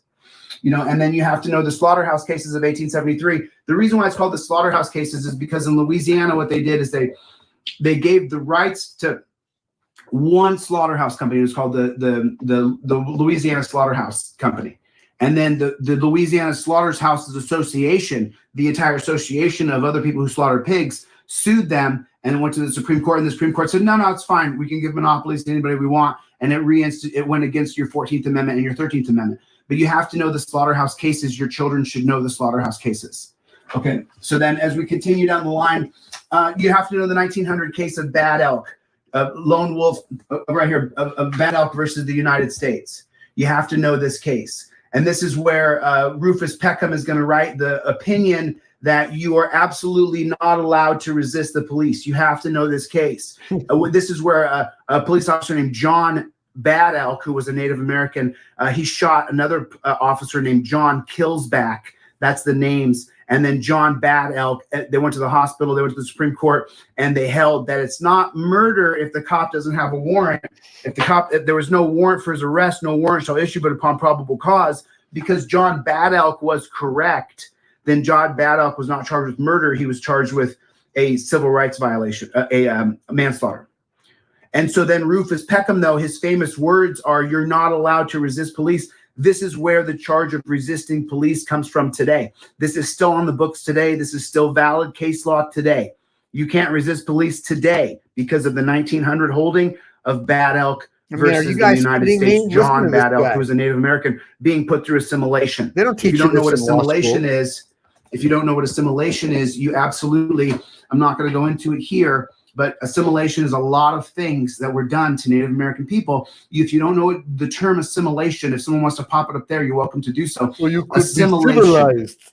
What does assimilation mean to the Native American people in America? It means destroying your race and killing your race off. That's what assimilation means. That's why you have two Native American cops who shot each other, and John Bad Elk dies in jail. And then I can't. Let me stay on the cases. I have really bad OCD and ADHD, and I didn't take any ADHD medication today, so I'm just trying to stay focused and just get this right to you guys the best I possibly can. So pay attention really quick. Well, we got Chille in the sidebar. Real treat to have Chille from DeleteLawz here today, guys. Give me a bunch of ones in recognition of Chille, the freedom fighter who was willing to go to prison for his beliefs, like Sir William Wallace, and who was vindicated and got his charges reversed on appeal and got another case completely dismissed because probably the city attorney recognized that Chille wasn't going to back down. So, and another example of why I really respect Chille, guys, stand up for what you believe in. One thing my father told me is, you know what, Mike, you know, I know you're a little right of Attila the Hun, but be who you are, Mike, because even if people hate you, it's better to be hated and to be respected. And Chille, you know, you got my respect, brother. Anyone who's willing to give up their freedom for what they believe in is a better man than me. I'm telling you right now, you got brass balls, brother. And so everybody, what Chille is saying is Indians, this looped in the Indian population. So he's talking about, you know, the genocide that happened and how it was sort of led or at least supported by the Supreme Court. Now, another comment that Chille is making here is that the slaughterhouse cases, you must know that SCOTUS so narrowly interpreted the 14th Amendment that it would disclude black rights, which is crazy because it's really the 14th Amendment that made us all slaves, say many, that it sort of converted all of our rights into privileges. So that's an interesting thing. And then Chille says assimilation means take on our customs and we'll make you live like us and destroy your culture. And that might be the case, actually. I mean, when you know, they used to say, when in Rome, do as the Romans do. The difference is when Rome would go into other countries, Rome would actually integrate their cultures, but it would also build like Roman structures and buildings and offer the local populations the opportunity to take advantage of those things because they knew they didn't have enough holding power. So their goal was to spoil people with riches and population, not kill them off. In fact, the gladius, the gladiator sword, was adapted from the Spaniards, and so many other weapons, so much of their technology they integrated into the Roman Empire. It was a really interesting thing, and I think it's really an amazing disparity between the Americans did it and the way the Romans did it. The way the American government did it with the Indians and the British before that, a lot different, a lot different than the way the Romans would have done it. Let's keep on listening to what Chille has to say. So now you're going to have two different cases here, and both of these cases, Giles versus Teasley and Giles versus Giles versus Harris, Giles versus Teasley, these two cases right here are both going to hinge. Both of these cases are going to hinge off the Reese case. The stare decisis, the jurisprudence. So the jurisprudence is the entire theory of the law, but the stare decisis, the case precedence, is going to be based on United States versus Reese, which we talked about, which the Supreme Court allowed the states to create barriers to voting, literacy tests, poll taxes, all these things that you've heard about in the past. Well, now this is an actual application of them, because then in Giles versus Harris and Giles versus Teasley, this is where the Alabama state registrar, the actual, just like in any state today, there's an Arizona Board of Registers, and this is the same thing. So Giles is a guy who has voted in Alabama every year since, of course, 1870, since the 15th Amendment made it legal for black men over the age of 21 to vote. So that's how the 15th Amendment gets bastardized. In 1870, black men over the age of 21 can vote, but then in Reese versus United States, the states can create barriers to voting just 6 years later, 6 years after the 15th Amendment is passed. And so then what happens just 30 years later in Giles versus Harris, so he sues Harris, who's a member of the board of the Alabama State Registers, and he loses. He's backed by Booker T. Washington. He's the guy that pays for the lawsuit. Even though he's known as an Uncle Tom, remember, he gave his speech, the Atlantic Compromise, in 1875. After 1876, before the Cruikshank holding. So now, as you continue forward here, he's then going to back him here, and these are voting rights cases. You have to know them both, that Jackson Giles was a black man who sued for a civil right to vote. In 1903 and 1904, he lost in both years to the Supreme Court. Are you shocked? Right. I'm not shocked one single bit. These are Supreme Court cases you absolutely have to know. You have to know these cases. So then we're going to continue on. So the whole thing with our government, and this is what you've seen time and time again, it, guys. is Give me a when bunch you of make a ones for deal Chille. with the government, awesome. The idea is once we sign a contract, the 14th Amendment, the right to contract, you and I have locked in that contract, and that is our civil right to do so. You want to make a deal with me, and you say, hey, Chille, I'll hire you to do this, and I sign the contract, and you say yes, and then there we go. We have a right to contract from the 14th Amendment, 1868, equal protection under the law. How's that? What's going to happen next? We've made treaties with the Native American people, because as we started to kill off those people, and we did it through horses, but that's another story. Then right here in Lone Wolf versus Hitchcock, this is Chief Lone Wolf, he's going to sue the United States government because Chief Lone Wolf is going to sue Hitchcock, who's in the government. And the reason why he's going to sue him, and because they're violating the treaty that gives the Indians, the Native Americans, their sovereign land. You have to know this case. This is the case that truly decimated the Native American culture in America, because it took away their land. They then were issued a certain allotment of acres of land, and then anything outside of that fenced-in area was then called surplus, and the United States government gave it away or sold it to new European settlers coming to the United States in 1903. I mean, we're still a very young country. We saw people settling in 1900s. Yeah. You have to know the case of Lone Wolf. Hendrick versus Maryland. You have to know this case. This is what allows your state to create traffic laws. All the ones that allows you. That's why there's a California DMV. That's why there's a New York DMV, because of Hendrick versus Maryland. Right, Bishop. This is what allows the state that you live in to create the Arkansas Department of Motorized Vehicle. Very important. It's a historic case that very few people take the time to research and read and learn. Your children have to know the case. The case eventually, I don't know. I don't want to get lost on solutions here. The 1919 case of Cynic versus United States. You see the funny spelling of the name Cynic, because I believe it was Charles Cynic and Elizabeth Bayer. Cynic is S-C-H-E-N-C-K. Very a foreign spelling. I don't know how. Anyway, the point is Charles Cynic sued. It goes to the Supreme Court for handing out pamphlets that say assert your rights, and Oliver Wendell Holmes is going to write the famous saying, "You can't scream fire in a busy movie theater," when the pamphlets that Cynic is passing around say, "Assert your rights, do not go to war. The 13th Amendment abolishes slavery. Do not go to war. Assert your rights." Okay? And so Charles Cynic, the Supreme Court in 1919 is going to be the white court, and the white court's going to uphold his conviction and put him in prison for handing out pamphlets to say, you're not a slave, don't go to war. And so then Oliver Wendell Holmes is going to write the opinion, "Don't scream fire in a busy movie theater. Your First Amendment right is limited." And now people in 2021 are going to walk around saying that stupid saying, "You can't scream fire in a busy movie." And now Camel Toe Harris wants the rights of Elon Musk taken away, even in Brazil. Can you imagine that somebody running for president of the United States wants an American to have their rights extinguished because they exceeded their so-called privilege of speech? Why would anybody want someone like anywhere near the White House? Imagine the damage that she'll be able to do with a couple of judges that she gets appointed. My God, what a nightmare. Movie theater, your First Amendment right to free speech is limited. If you ever hear someone say that, correct them. There is no limit to free speech. We can say whatever the hell we want. This guy is burning in a pit of fire now. Yeah.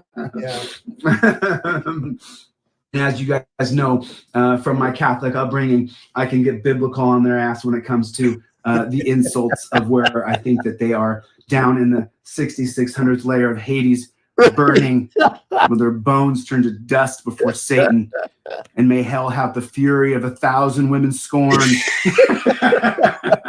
I swear I could be a televangelical preacher. He's killing me right now. now.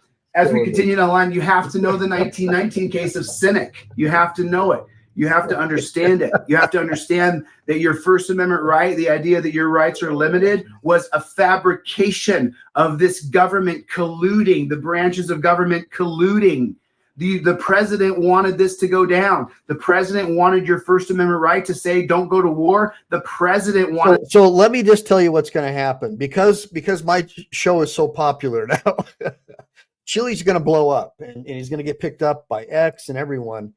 And in a couple of weeks, when he's got like 20 million subscribers, because you're all going to make sure that happens, all of a sudden, Camel Toe Harris is going to say, and the FBI and the CIA and PMS NBC, they're all going to say that this is Russian disinformation, that Chile de Castro and Mike Eli are engaged in Russian disinformation, because this is what happens when they've already, like, the race card doesn't work anymore and all the other stuff. So now it's Russian. So mark my words, pretty soon, everything that Chile de Castro says will be classified as Russian disinformation. Give me a bunch of ones if you agree. That to be changed. He colluded with the Supreme Court.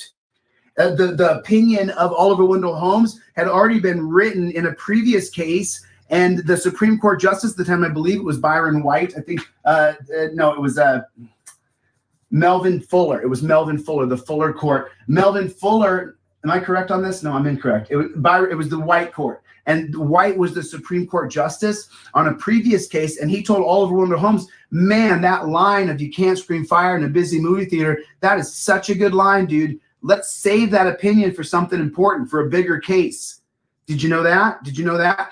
The famous line of this piece of tyrant garbage here, he wrote the famous line, "You can't scream fire in a busy movie theater," and he had already written it for a previous case, and the Supreme Court Justice White came to him. White looked just like him, same big handlebar. Listen, Oliver Wendell Holmes fought in the Civil War. This guy was a total beast. You have no idea.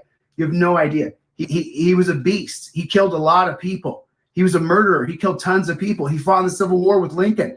I'm not kidding. He killed a lot of people. In the Civil War from 1861 to 1865, he was 18 years old. He fought in the Civil War, killed lots of people. Buddy.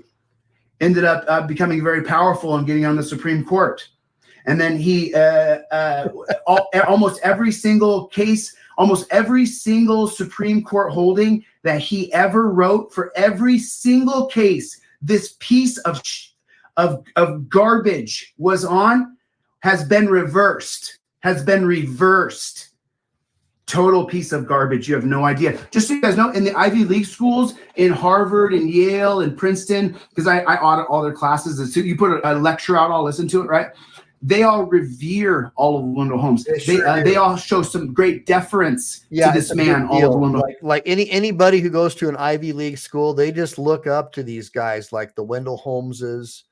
And it's not surprising, you know, they end up, these are the same kind of people who end up at Epstein Island, right? Holmes, he's a great savior. Just so you know, he was an abolitionist and at the same time a white supremacist. I'm not kidding. Look up his Harvard speech, or you get the term Rough Riders. That comes from the Harvard speech from Oliver Wendell Holmes in 1893 or something. It doesn't matter. But you can find the speech that he gave. So now as we continue down the line here, you guys, you want to get a copy of my poster, get it on DeleteLawz.com. Go get a copy of my poster on DeleteLawz with a Z.com. If you guys can please pick up a copy of my digital poster. Dude, straight up, Chille, I don't know if you're still in the show or what, bro, but like, I want that poster. I want my kids to have that. And I've already reached out to my buddy Brett Pike with DeleteLawz. I'm not DeleteLawz, Cubs to Bears. Sorry, I just consider you guys to be kind of the same. But Cubs to Bears, he's a homeschool guy. He's a tutor. He used to be a teacher, and now he's a homesteader. And he's a farmer, and he's all about just being with his wife and kids and raising their family and getting off the grid and not having to have all this stuff forced on them by these big corporations and have all these injections forced on their families and their kids, and just being left alone and letting their own body's natural healing process heal itself and just getting off the grid. And I would really like it if Brett could be able to offer this as part of his homeschooling program. I mean, I think you guys could really do some great stuff together. That's all it takes, guys, is building parallel systems. You have to get off of this publicly traded scam where you have people like Larry Fink saying we have to force behaviors on people. Don't force your immoral agenda on me, Larry. Leave me alone. Leave my family alone. And watch your whole empire get destroyed when people like me and people in my group stop buying from the corporations that you have an interest in and only buy from each other and go private like X did with Twitter, and destroy your system and create a parallel system where people can be free and not governed by people like you who think that you're better than us, that you can force your nonsense and your immoral Babylonian behavior on us. We don't want your Edomite-like faith. We want to be left to our own devices, Larry Fink. So anyways, let's get back into a little bit about what Chille's got to say, and then we'll move on to another video, or maybe we'll just stop or the hard copy poster. I do appreciate your support. This is how I make a living, this poster right here, to be honest. So that's how we got to just keep moving them. So now let's continue. Oh, you have to know Corrigan versus Buckley, and then we're going to get into the really nasty raw dog cases of Terry and how bad Terry has just destroyed and decimated and ruined a free America because of Terry. It's coming. It's coming. So now you have to know the 1926 case of Corrigan versus Buckley. Your children have to know this case. You have to teach this to your children. This is where they allowed racial restrictive covenants for you not to be able to sell your home to a person of color. And so you say to yourself, man, you know, this couldn't be repeated now because it's race. We wouldn't allow Corrigan versus Buckley to happen today. Oh, we wouldn't? We wouldn't? What about if you didn't take the global medication? What if you're not allowed to sell your home to a person who doesn't have the global medication in their system? That's Corrigan versus Buckley repeated. You didn't take the global medication, you can't buy a house in this neighborhood. Corrigan versus Buckley, 1926. What year is this? 2022. That's 96 years. What do we know about history? It's cyclical. History always repeats. We know that. I can show you time and time again where it repeats. Corrigan versus Buckley is on the verge of repeating right now, because if you don't take a global medication, well, you can't ride on this bus. You can't go to this restaurant. What are we going back to? Plessy versus Ferguson. I'm so sorry. And screw your freedom. Screw your freedom. Remember all these celebrities? And now we know that our doctors get a kickback for every time they give you one of these. They get a kickback. They get a bonus, right? They get your whole family. They get a little bit more. They don't give a shit about you guys. They don't teach you. They don't teach you even enough about nutrition. I mean, look at a bodybuilder, look at a Miss Fitness, and look at your average doctor to get an idea of what doctors know about fitness and nutrition. A guy like me or Chille, an athlete, knows more about nutrition and natural healing than 99.99% of medical doctors. because they're based on the petroleum-based medicine that was imported here by the Rockefellers and the Carnegies. I skipped right over Plessy versus Ferguson. We have to cover Plessy. I was just going so fast. Like I said, I make mistakes. I'm not perfect. So Corrigan versus Buckley makes you can't sell your house to a black person. But the 1896 holding of Plessy versus Ferguson is the stare decisis. This is the case precedent. This is the case precedent for Corrigan versus Buckley, where the Supreme Court's going to say racially we hold up the idea you can't buy a house if you have this color skin. It's illegal to buy a house if you have this color of skin. And that's the the stare decisis is going to be Plessy versus Ferguson. It's going to be Plessy versus Ferguson right there. Okay. So then as we continue down the line, I'm going to keep going right here. I'm going to keep going. So now I want to hit cases that are just groundbreaking. And so I want to make sure that we go, oh, you know what? I would be remiss if we didn't do Buck versus Bell. We have to do Buck versus Bell. So you guys, you know how everybody celebrates Ruth Bader Ginsburg? Ruth Bader Ginsburg. You remember Ruth Bader Ginsburg? This one over here. Everybody celebrates Ruthie Poo. Ruthie was so great. She wasn't. She was terrible. But so then the 1927 case of Buck versus Bell is where they involuntarily sterilize. Is it Bell? I believe her name is Bell. And they involuntarily sterilize you. And this was Ruth Bader Ginsburg's big thing was involuntary sterilization. She's never going to get it passed. Buck versus Bell remains on the books today. You can be involuntarily sterilized by your local state prison. Did you know that? Did you know that? Did you know that? That's Buck versus Bell right there. So then this is 1920. But then the 1925 case of Carroll versus United States, we have gone over Carroll versus United States on this channel, I would say, 20 times. Because Carroll's what's going to create the exigent circumstances clause, exigent circumstances. And exigent circumstances are going to mean that that the police can go around your Bill of Rights if they say there's going to be a loss of life, if they're in hot pursuit of the police, say that they're going to seize evidence off of you. And that's Carroll versus United States, which is going to create the automobile exclusionary rule. The automobile exclusionary rule is what's going to is going to make it so that the cops can go around your rights because your car can drive away. Because your car can drive away, then they can go around your rights. Because alcohol is poison. And I've gone over this 100 times. Because J. Edgar Hoover is poisoning the bottles of alcohol when he takes the head of the FBI in 1924. And then Carroll versus United States 1925 is going to be based on alcohol being poison because J. Edgar Hoover is poisoning the alcohol bottles with his G-men because they can't get a handle on it. And so then they create the automobile exclusionary rule where the FBI can just stop your car and search it without a warrant, violating your Fourth Amendment right to your basic standard of to be free in your person, houses, papers, and effects against unreasonable searches and seizures. You see how all those work together? They all work together. So now after the 1925 case of Carroll versus United States, everything's going to go straight downhill from there. It's going to go purely downhill because now all these cases here, United States versus Miller, 1939. Okay, so look. Right, Christopher? If there's a constitutional scholar out there who wants to start a conversation about United States versus Miller, that's a conversation worth having because that's going to uphold the 1934 National Firearms Act. But in United States versus Miller, the appellee, the appellate person, the guy being charged, Jack Miller, he didn't have a lawyer. There was no argument done from the defense on Miller's behalf. The government pushed through a mandate that they only had one side of the story in United States versus Miller, which is the very beginning of creating legislated gun control that the unelected Supreme Court. So let me just give you guys a synopsis of the United States versus Miller so you understand. Just so you understand what happened and why United States versus Miller has to become a conversation within the Second Amendment community.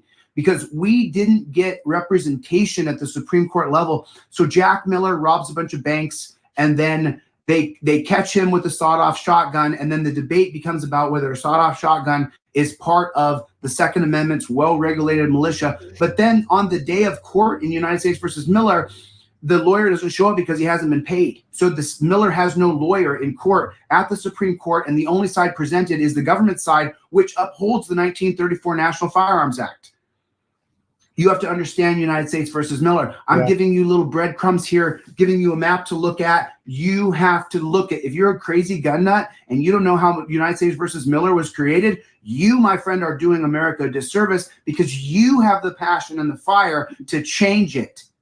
but you don't know the case. You have to look up United States versus Miller. You have to go online, watch videos, watch movies. You have to learn everything you absolutely can learn about United States versus Miller. Our gun rights were snatched away without any representation by the people. Only the government lawyers gave a presentation to a unanimous 8-0 Supreme Court that our guns should be regulated. What does thou shalt not be infringed have to do with regulation? Those are two completely different things. Right. So then as you continue, you have to know Korematsu versus United States. You have to know this case. I mean, I'm just grabbing some cases here because each one has valid merit. So United States versus Korematsu, this is where Korematsu sued the United States after FDR locked him up in a concentration camp. He built concentration camps in America and locked up 100,000 Japanese people. In 1942, he did that to Korematsu. Korematsu sued, went to the Supreme Court. The Supreme Court said, no, it was not racist at all. It was not based on violating your constitutional rights, based on the 14th Amendment, equal protection of the law, regardless of the color of your skin.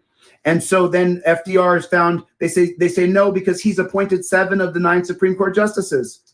Okay, 7 of the 9 Supreme Court justices he appointed. So then you have to know Brown versus Board of Education that desegregates America. It is not done because he's a great humanitarian. It is done because he knows he can't control the millions of black community members there are. And so he desegregates to try to assimilate black people like we did the Native Americans, and read about assimilation is what he did. And then we have, after that, we have Terry versus Ohio, which is going to put officer safety over all of your rights, over all of your rights. So it's just, how many years is it? You got Brown versus Board of Education in 1954. And then 1954 to 1963 is not even 9 years before cops can run up and grab you. Yep. Before cops can run up and grab you. Just 9 years between Terry versus Ohio and Brown versus Board of Education. The laws didn't change where cops could run up and grab you before 1954. But then after 1954, just takes just 9 years. And so what are the precedents of history? What's the matter with The you? 15th Amendment's going to pass in 1870, give black men over the age of 21 the right to vote. In 1876, the government's going to say, we can't enforce all your rights. Sorry. Just took 6 years. Just took 6 years for this to go here. If you want to take the 14th Amendment and go to the slaughterhouse cases, 1868 were the slaughterhouse cases. 1873 was the slaughterhouse. So 1868 is the 14th Amendment, equal protection under the law. 1873, the slaughterhouse cases make it so that it's completely overturned. You don't have equal protection anymore. So how many years is that? 1868, 5 years. So up here, when we go to Terry versus Ohio, we're looking at 9 years between Brown versus Board of Education and Terry versus Ohio. History always repeats itself. You're always seeing a cyclical pattern. It's taken a little more time with the modern era, and now it's going to go even slower because now we have the power, because we have the people assembling together and uniting. So we have to. So now, how long did it take for Brown versus Board of Education to overturn Plessy versus Ferguson? Plessy versus Ferguson is 1896. Brown versus Board of Education is 1954. Right? That's 58 years. 58 years between those two. Now, between Terry versus Ohio in 2022, we're at 54 years. Yep. So Terry versus Ohio to today is 54 years. We're on the cusp of change. We are on the cusp of changing this. Right? Because, as Pace versus Alabama is going to create legal racial segregation with relationships. You can't be with a person of color as your boyfriend or girlfriend. That's Pace versus Alabama. So that's 1883. Loving versus Virginia, 1867. Loving versus Virginia in 1867 is going to overrule Pace versus Alabama of 1883. How long is that? 1967. How long is that? 67, 77, 87. That's 90 years almost. 90 years, right? Yeah. So that's how long it takes to overdo bad Supreme Court holdings. Bad Supreme Court holdings. And that's how long it takes. It takes lifetimes. So we're on the cusp of overturning Terry. We have to push harder. So then what Terry does is changes. Chille's saying that we'll be able to overturn things faster, but Benjai is saying, I put Benjai's comment up there that, with all of the skullduggery with big tech and CNN and PMSNBC and all these communist run globalist total control over Washington Post and all the newspapers, that, they could have a total lockdown on information. And where I would agree with Chille is because of X and Elon Musk, Now there is a window until they find a way to arrest him or have him assassinated, right? Because that's probably what the deep state or the administrative state will do, according to many. There's a window of opportunity where we might be able to overturn things faster. That's where I would agree with Chille. Now, there may be a total revolution in free speech. The natives of the United Kingdom, Ireland, Scotland, they're getting fed up with the unfettered illegal immigration and forced, forced integration of cultures that refuse to integrate into their societies. And there's been a lot of problems with these foreigners having their way with the natives. And the natives are frankly upset about it, and they're starting to fight back. And the government's saying that they're racist and white supremacist for fighting against this. And so I think there could be a short window of opportunity where people may be able to get their rights back if they get fed up enough. So Chille may just be right. Is everything. So most of the laws have been created, as you've seen, that are really based on a lot of race and stuff, and it's pretty disgusting. But then you have the mandate law of 1925 Carroll, which creates exigent circumstances, and that case is going to make it so that the cops can go around your rights if the circumstances are dangerous. You heard what I just said? The cops can go around your rights in Carroll versus United States if it's dangerous, if there's going to be a loss of life. Yeah. If someone's going to die, well, then your rights don't matter. But if your rights don't matter, then more people are going to die. But if it's dangerous, from Carroll versus United States, so then in 1968, in Terry versus Ohio, the Supreme Court, really the Supreme Court personnel, they're the ones who create the idea that officer safety was the paramount issue in Terry versus Ohio, and that simply wasn't true. But you have to know this case. You have to know what it did. It strips away your Fourth Amendment right to be secure in your person, houses, papers, and effects. And the stare decisis of Terry then goes so that if officer safety is more important, well, then in the 1977 case of Pennsylvania versus Mims, you have to get out of the car in the name of officer safety. And that extends into Pennsylvania versus Mims. And then Pennsylvania, and then here it goes South Dakota versus Opperman, where they can search your car, inventory it, they say. We don't want anything that'll hurt anybody. We need to. Hey guys, do I have comms? Somebody's saying I don't have comms. Let me know. Testing 1, 2, 3. Comms. Inventory your car. Make sure everything is safe for you. And then as you continue forward, pretty soon a confidential informant, because reasonable suspicion takes the place of probable cause supported by oath or affirmation. Then you get Illinois versus Gates, where if the cops get any information about you, they can investigate it because they're reasonably suspicious from Terry versus Ohio. 10-4. And then from Terry versus Ohio, you're going to get the I'm sorry. Where is Ren versus United States right here? That's going to say the cops can pull you over on a pretextual stop. They just decide your car looks suspicious and pull you over.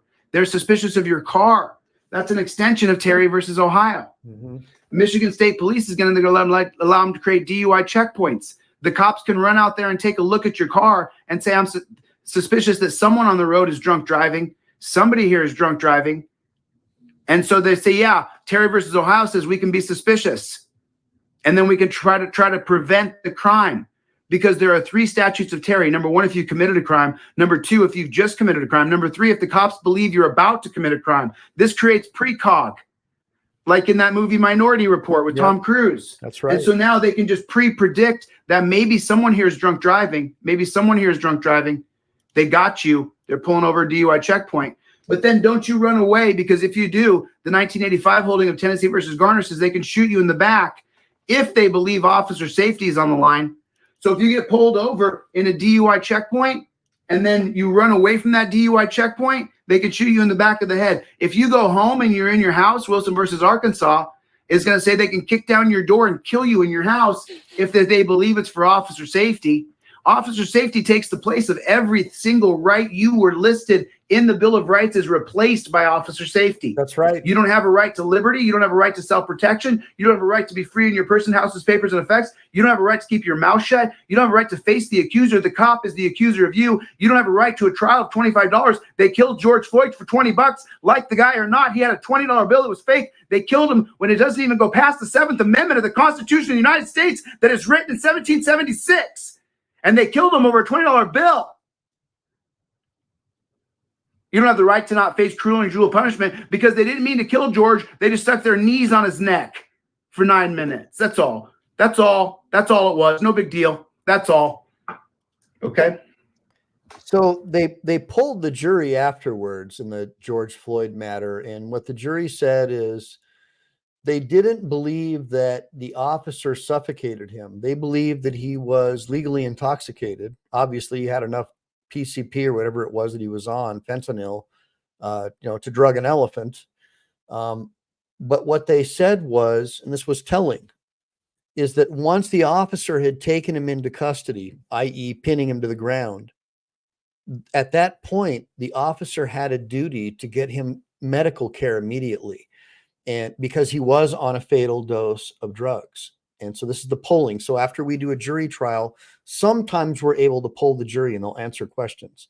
And this is what the juror said. And so this was really telling, because the news media reported the complete opposite. They lied, saying that he wasn't really high. It was the cop that killed him by suffocating him. But that's not what the jury found. The jury found that he died from a drug overdose, and it was because the cop had pinned him down with his foot and denied him critical medical care because he was in the custody of law enforcement. And that is one of the few times, by the way, guys, that law enforcement has a duty to protect you. As a general rule, law enforcement has no duty to protect you, as a general rule. The only times they really have a duty to protect you is when they assume a duty. And even then, it's limited. Their primary job is to protect the government. So, Gavin Newsom has the CHP as his private police force, just so you guys kind of understand that, because most people don't really know that, because they just believe whatever CNN or PMS NBC tells them to think. Okay.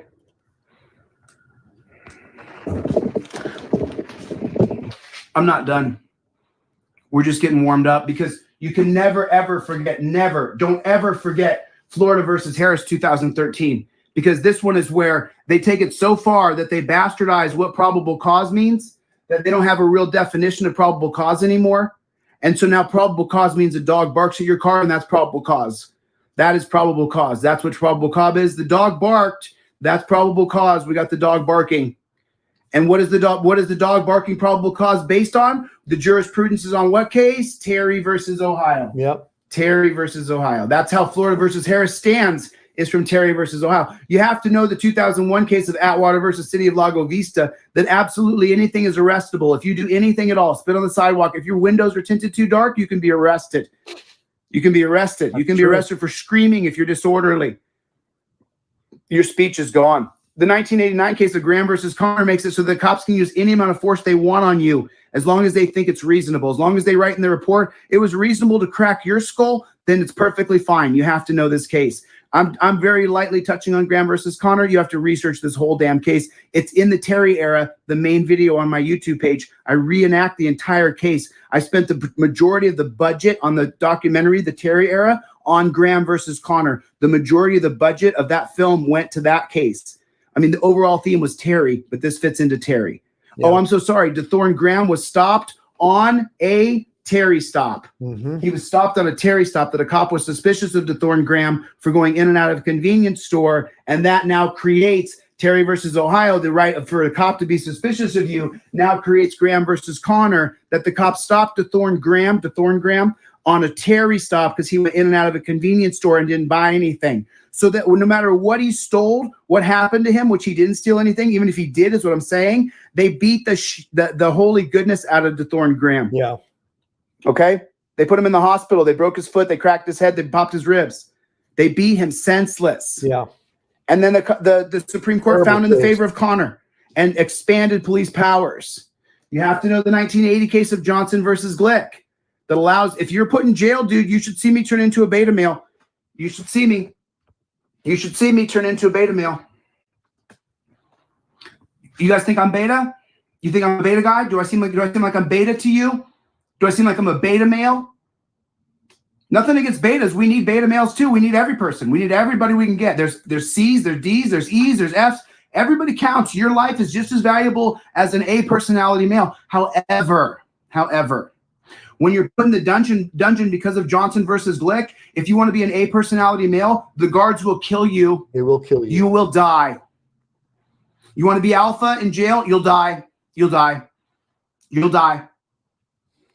Your best bet, because of the 1980 holding of Johnson versus Glick, because of this holding here by the Supreme Court, when I go to jail, I shut up.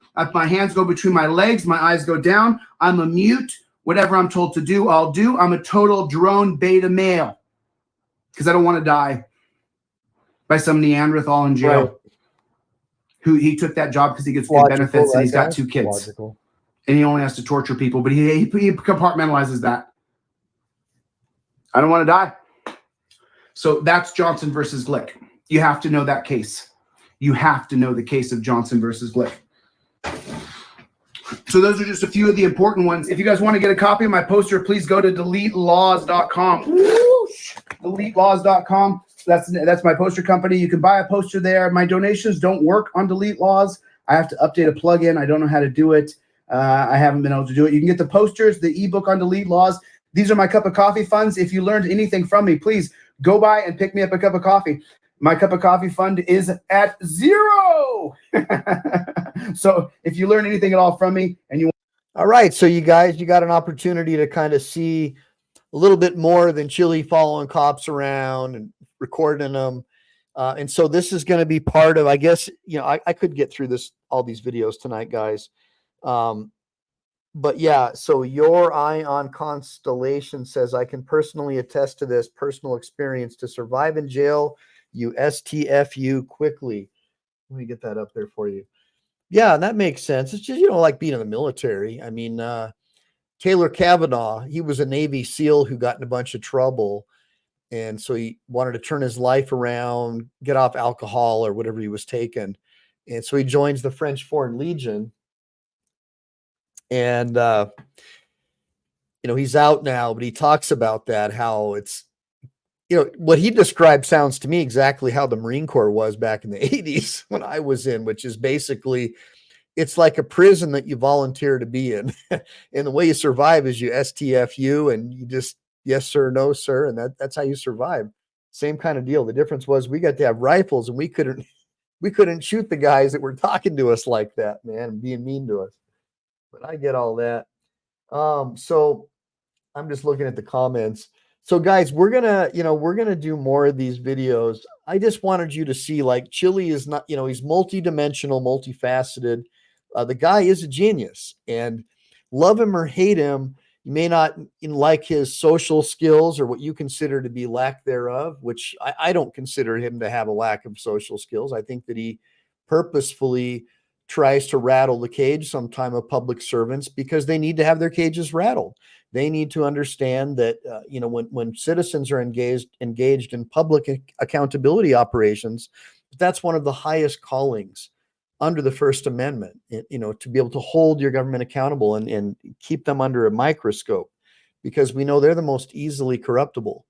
It's like the power of voting, you know, the power of voting gives someone the power to destroy. That's why I'm such a proponent of voter ID and being forced to prove you're an American citizen, that you're a stakeholder in this great enterprise, that you've been brought up to understand the Bill of Rights and the Constitution, and that we shouldn't flood our country with 20 million illegal aliens from countries that we have no idea what their background is, just for the sake of holding on to our political power. I think that that's treason. Give me a bunch of ones if you agree it's treason to flood the country with people that could be potentially criminals, just so you can hold on to your political power. Give me a bunch of ones if you agree with that. So in closing, guys, we'll get into some more of Chile de Castro's videos over the next few days if you want me to, and I'll try to like integrate some of his stuff. So we'll do like old and new, because I can tell I get more people to come into the stream when we show, you know, like someone getting pulled over or, you know, someone yelling at a cop, having an interaction. So we'll kind of do that. But the idea is that we pull in some of these youngins so they can learn about the Constitution and the Bill of Rights in a way that is interesting. And give me a bunch of ones if you agree it was interesting to see Chille go through his timeline and do his thing and see him just from you know, just based upon memory, right? Just based upon being a super smart guy, that he was able to go through a whole timeline and tell us a lot about the history of the Constitution and the Bill of Rights and the Supreme Court from a different perspective. than you'd get from the administrative state, right? Because you know that academia, they're only going to do stuff that supports their position or the corporation that's funding their university, right? So because we're more about freedom and liberty, we formed our own parallel systems where we have our own education based upon what we know the truth to be, not based upon some corporatized, laundered version of reality that's designed to keep people stupid, right? Give me a bunch of ones if you agree. So hopefully I'll see you guys tomorrow. Maybe not. I've got a busy day ahead of me. I've got a lot of work to do. As you guys know, I am a lawyer and I'm licensed to practice law in California and Texas. I primarily do personal injury. However, you know, I only take big cases, so don't call me if it's not a big case. If you want to hire me, if you have serious injuries and you're really messed up, I can help you. If not, I'll try to help you find someone. And if it's a civil rights case, a police shooting, a tight handcuffs case, I'm more than happy to take a look at it. And if either me or Alan Beck can't do the case, or if it's outside of the jurisdiction and we can't pro hoc vice in, I will try to do my damnedest to help you find a good lawyer who can help you with your case. Now, for the other people who have been reaching out to me over the last couple of days, I have responded, but I don't know if you're getting my emails or not. But I have responded and I'm doing my best to answer any questions of people who have legal matters that I don't specialize in, but at least can try to lead them in the right direction. So I do try to help my people. I appreciate you guys participating. Thanks, Age Go. Thanks, Just Willie and Forrest Goodwin and What's the Matter You and all my homies for showing up and always supporting the channel and supporting Chille when a lot of people, you know, were fence riders and just trying to see if he was going to win. And then all of a sudden they want to be his friend. I don't like people like that. So make sure to support the DeleteLawz channel and look at what I showed you tonight. I put links in the description. Now, if you want to support me, you know, I do love super chats and coffees and all that stuff, but really this is a soft cover version of what I sell online. I sell a digital version of this book. And if you go to my YouTube channel for $19.95, if you go to my YouTube channel at Ask Michael Eline, and what I'll do is I'll try to pull up my channel for you really quick while I'm holding this book up. This is kind of like Marine style, like, got to be motivated here. Oh, there, crazy one. Hold on there, you. All right, give me 1 second. So if you go to my YouTube homepage, I'm going to drop it in here. I don't know if you guys can click this link or not, but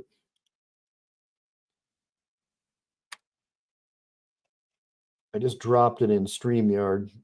If you go to @Michael Eline on YouTube, you can, hold on a minute.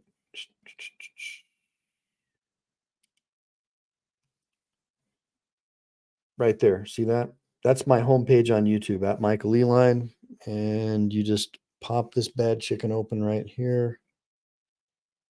Well, right now this is showing up, but normally in my homepage, there's a little link that you can click on. I don't know why it's not showing up.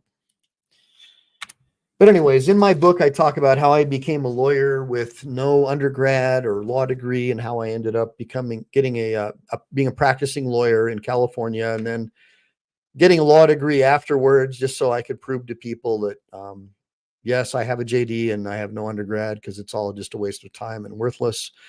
The best way to become a lawyer, in my opinion, is to work in a law office and study under other attorneys or a judge. Now, other people might disagree with me. Academics in particular won't agree with me. I do see value in attending some academic courses, but I don't see that much value in academia in general. I believe it is basically political re-education and brainwashing. Most of the professors are people who can't do, so they teach. I think if you want to be successful, you should volunteer your time and work for free if you have to, in order to learn a trade or a skill or something, and not even expect to get paid.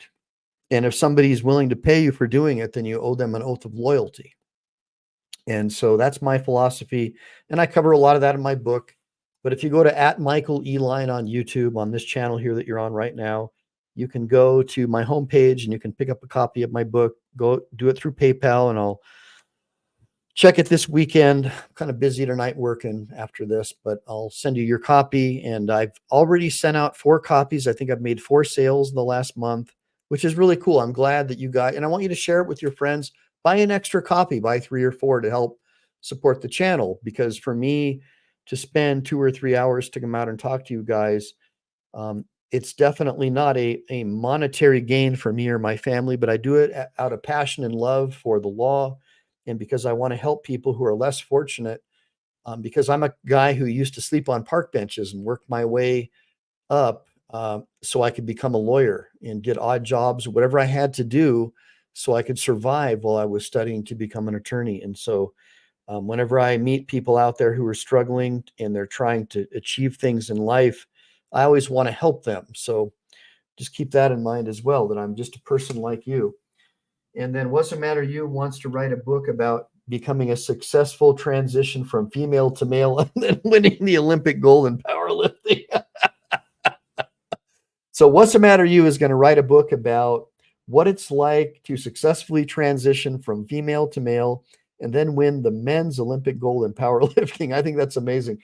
Now, guys, I don't know if Chille de Castro is having a show tonight, but if he is, go check him out at DeleteLawz. That's DeleteLawz.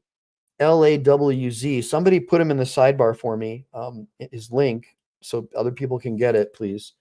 And then go check out Chille's channel. At a bare minimum, from what you've seen tonight, I expect anyone who's watched what he just invested in time in that little skit that he did, at a minimum, I expect you to become a paid subscriber to his channel. I think he charges like $3 or $4 a month. Please subscribe to this guy and support him. This is the kind of guy who's willing to go to jail for what he believes in. These are precisely the types of people that you want to have in a leadership position. And I'm just telling you right now, I do support him running for governor. And I think that after his experience in jail and all these things that have happened to him, and that he's seen the support that he's been able to garner, that it's changed him. And I believe that he is becoming more lawyer-like and more calm, even the way he deals with police, in a way that a jury, if the cops did mess with him now, would be awarding Chille billions of dollars, because they have no right to put their hands on someone who simply engaged in government accountability operations. Give me a bunch of ones if you agree with that. Now, Forrest Goodwin says that Chille's live now. So everybody out, do me a big favor. Hold on, don't go anywhere yet. I'm going to try to tap in. I'm going to try to tap into his stream right now. And then I'm going to share his so don't go anywhere just yet, unless you know his channel already, all right? Because I'm going to try to lead you there right now, so you don't have to go. So you don't have to go anywhere. All right. So this is DeleteLawz. Okay. I just want you to see what it looks like. And then I'm going to go ahead and I think he's got a live tonight. Check him out. So Chille's live right now. Loses qualified immunity. So he's just starting his show. It's all right. There. So I'm going to drop his link right here. Then number 6 says the same thing. Cop says, "Let me talk. Don't interrupt me." It's protected free speech under the First Amendment, 1987, Houston versus Hill. It's your right to interrupt police. But doesn't she sound like you and me? Right. Is the police state hitting her square in the face just like it has you and me? Hold on, guys. I'm going to drop it right here into YouTube. So I've got this open. Boom. Boom. Are you guys see the link there? How are you going to threaten to arrest someone when we're not doing anything wrong? She doesn't sound like a cop. All right, guys. So she sounds like enjoy your evening. Make sure to like and subscribe. In America who doesn't want to get treated like. Make sure to like and subscribe. Make sure to save, because we never know when the thought police are going to take down this channel. But you see his link in the sidebar. Go join him. I expect everybody to become a paid member over at DeleteLawz. Go check out his old stuff from like 2 years ago. That's where you need to start, and start sharing it on Twitter and Reddit. Go check out my channel on Reddit as well. I have a lawyer reaction channel on Reddit. So if you have any cop watch videos or anything you want to share with me, I can post them over there, or you can just become a member. I don't charge, of my channel over at Reddit, Michael Eline over at Reddit. And I have, like I said, I've got a cop watcher kind of lawyer reaction video section. So if you want to send me your cop watch stuff. Now, if any of you guys are cop watchers or car accident watchers in particular, reach out to me. I want your videos. I want to break them down. I want to talk about police protocols and procedures at traffic stops, as well as accident investigation scenes, because sometimes you'll see that the police do some really crummy stuff that could find someone who's not at fault for the accident at fault. And so I love breaking down those videos as well. And I would show the where are your papers age go. I'm just too tired right now. I'm wiped out, guys. It's been a rough day. I've been up since 04. And right now it is like freaking doggone 1904 right now, my hours. But if you guys want to keep going, check out Chille tonight. He's doing a live, and I'm going to go check him out too. I just got to take a quick shower, I think, and do a little bit of work on my laptop, and I'll have him on in the background. But hey, way better than watching PMS, NBC, or the Communist News Network. We're getting fed with real stuff from real legal scholars and real lawyers and people who see through the corporate facade and the brainwashing and the control of the populace. And these are the kind of people that I want to do business with, and I want you to want to do business with. So remember, we should develop parallel systems where we help each other, guys. And so everybody in the sidebar and on my channel, make sure to do business with each other. Make sure to support everybody's channel so we can keep going. Semper Fi, do or die. Make sure to like and subscribe and double tap the screen a few times to get me some likes, guys. Talk to you soon.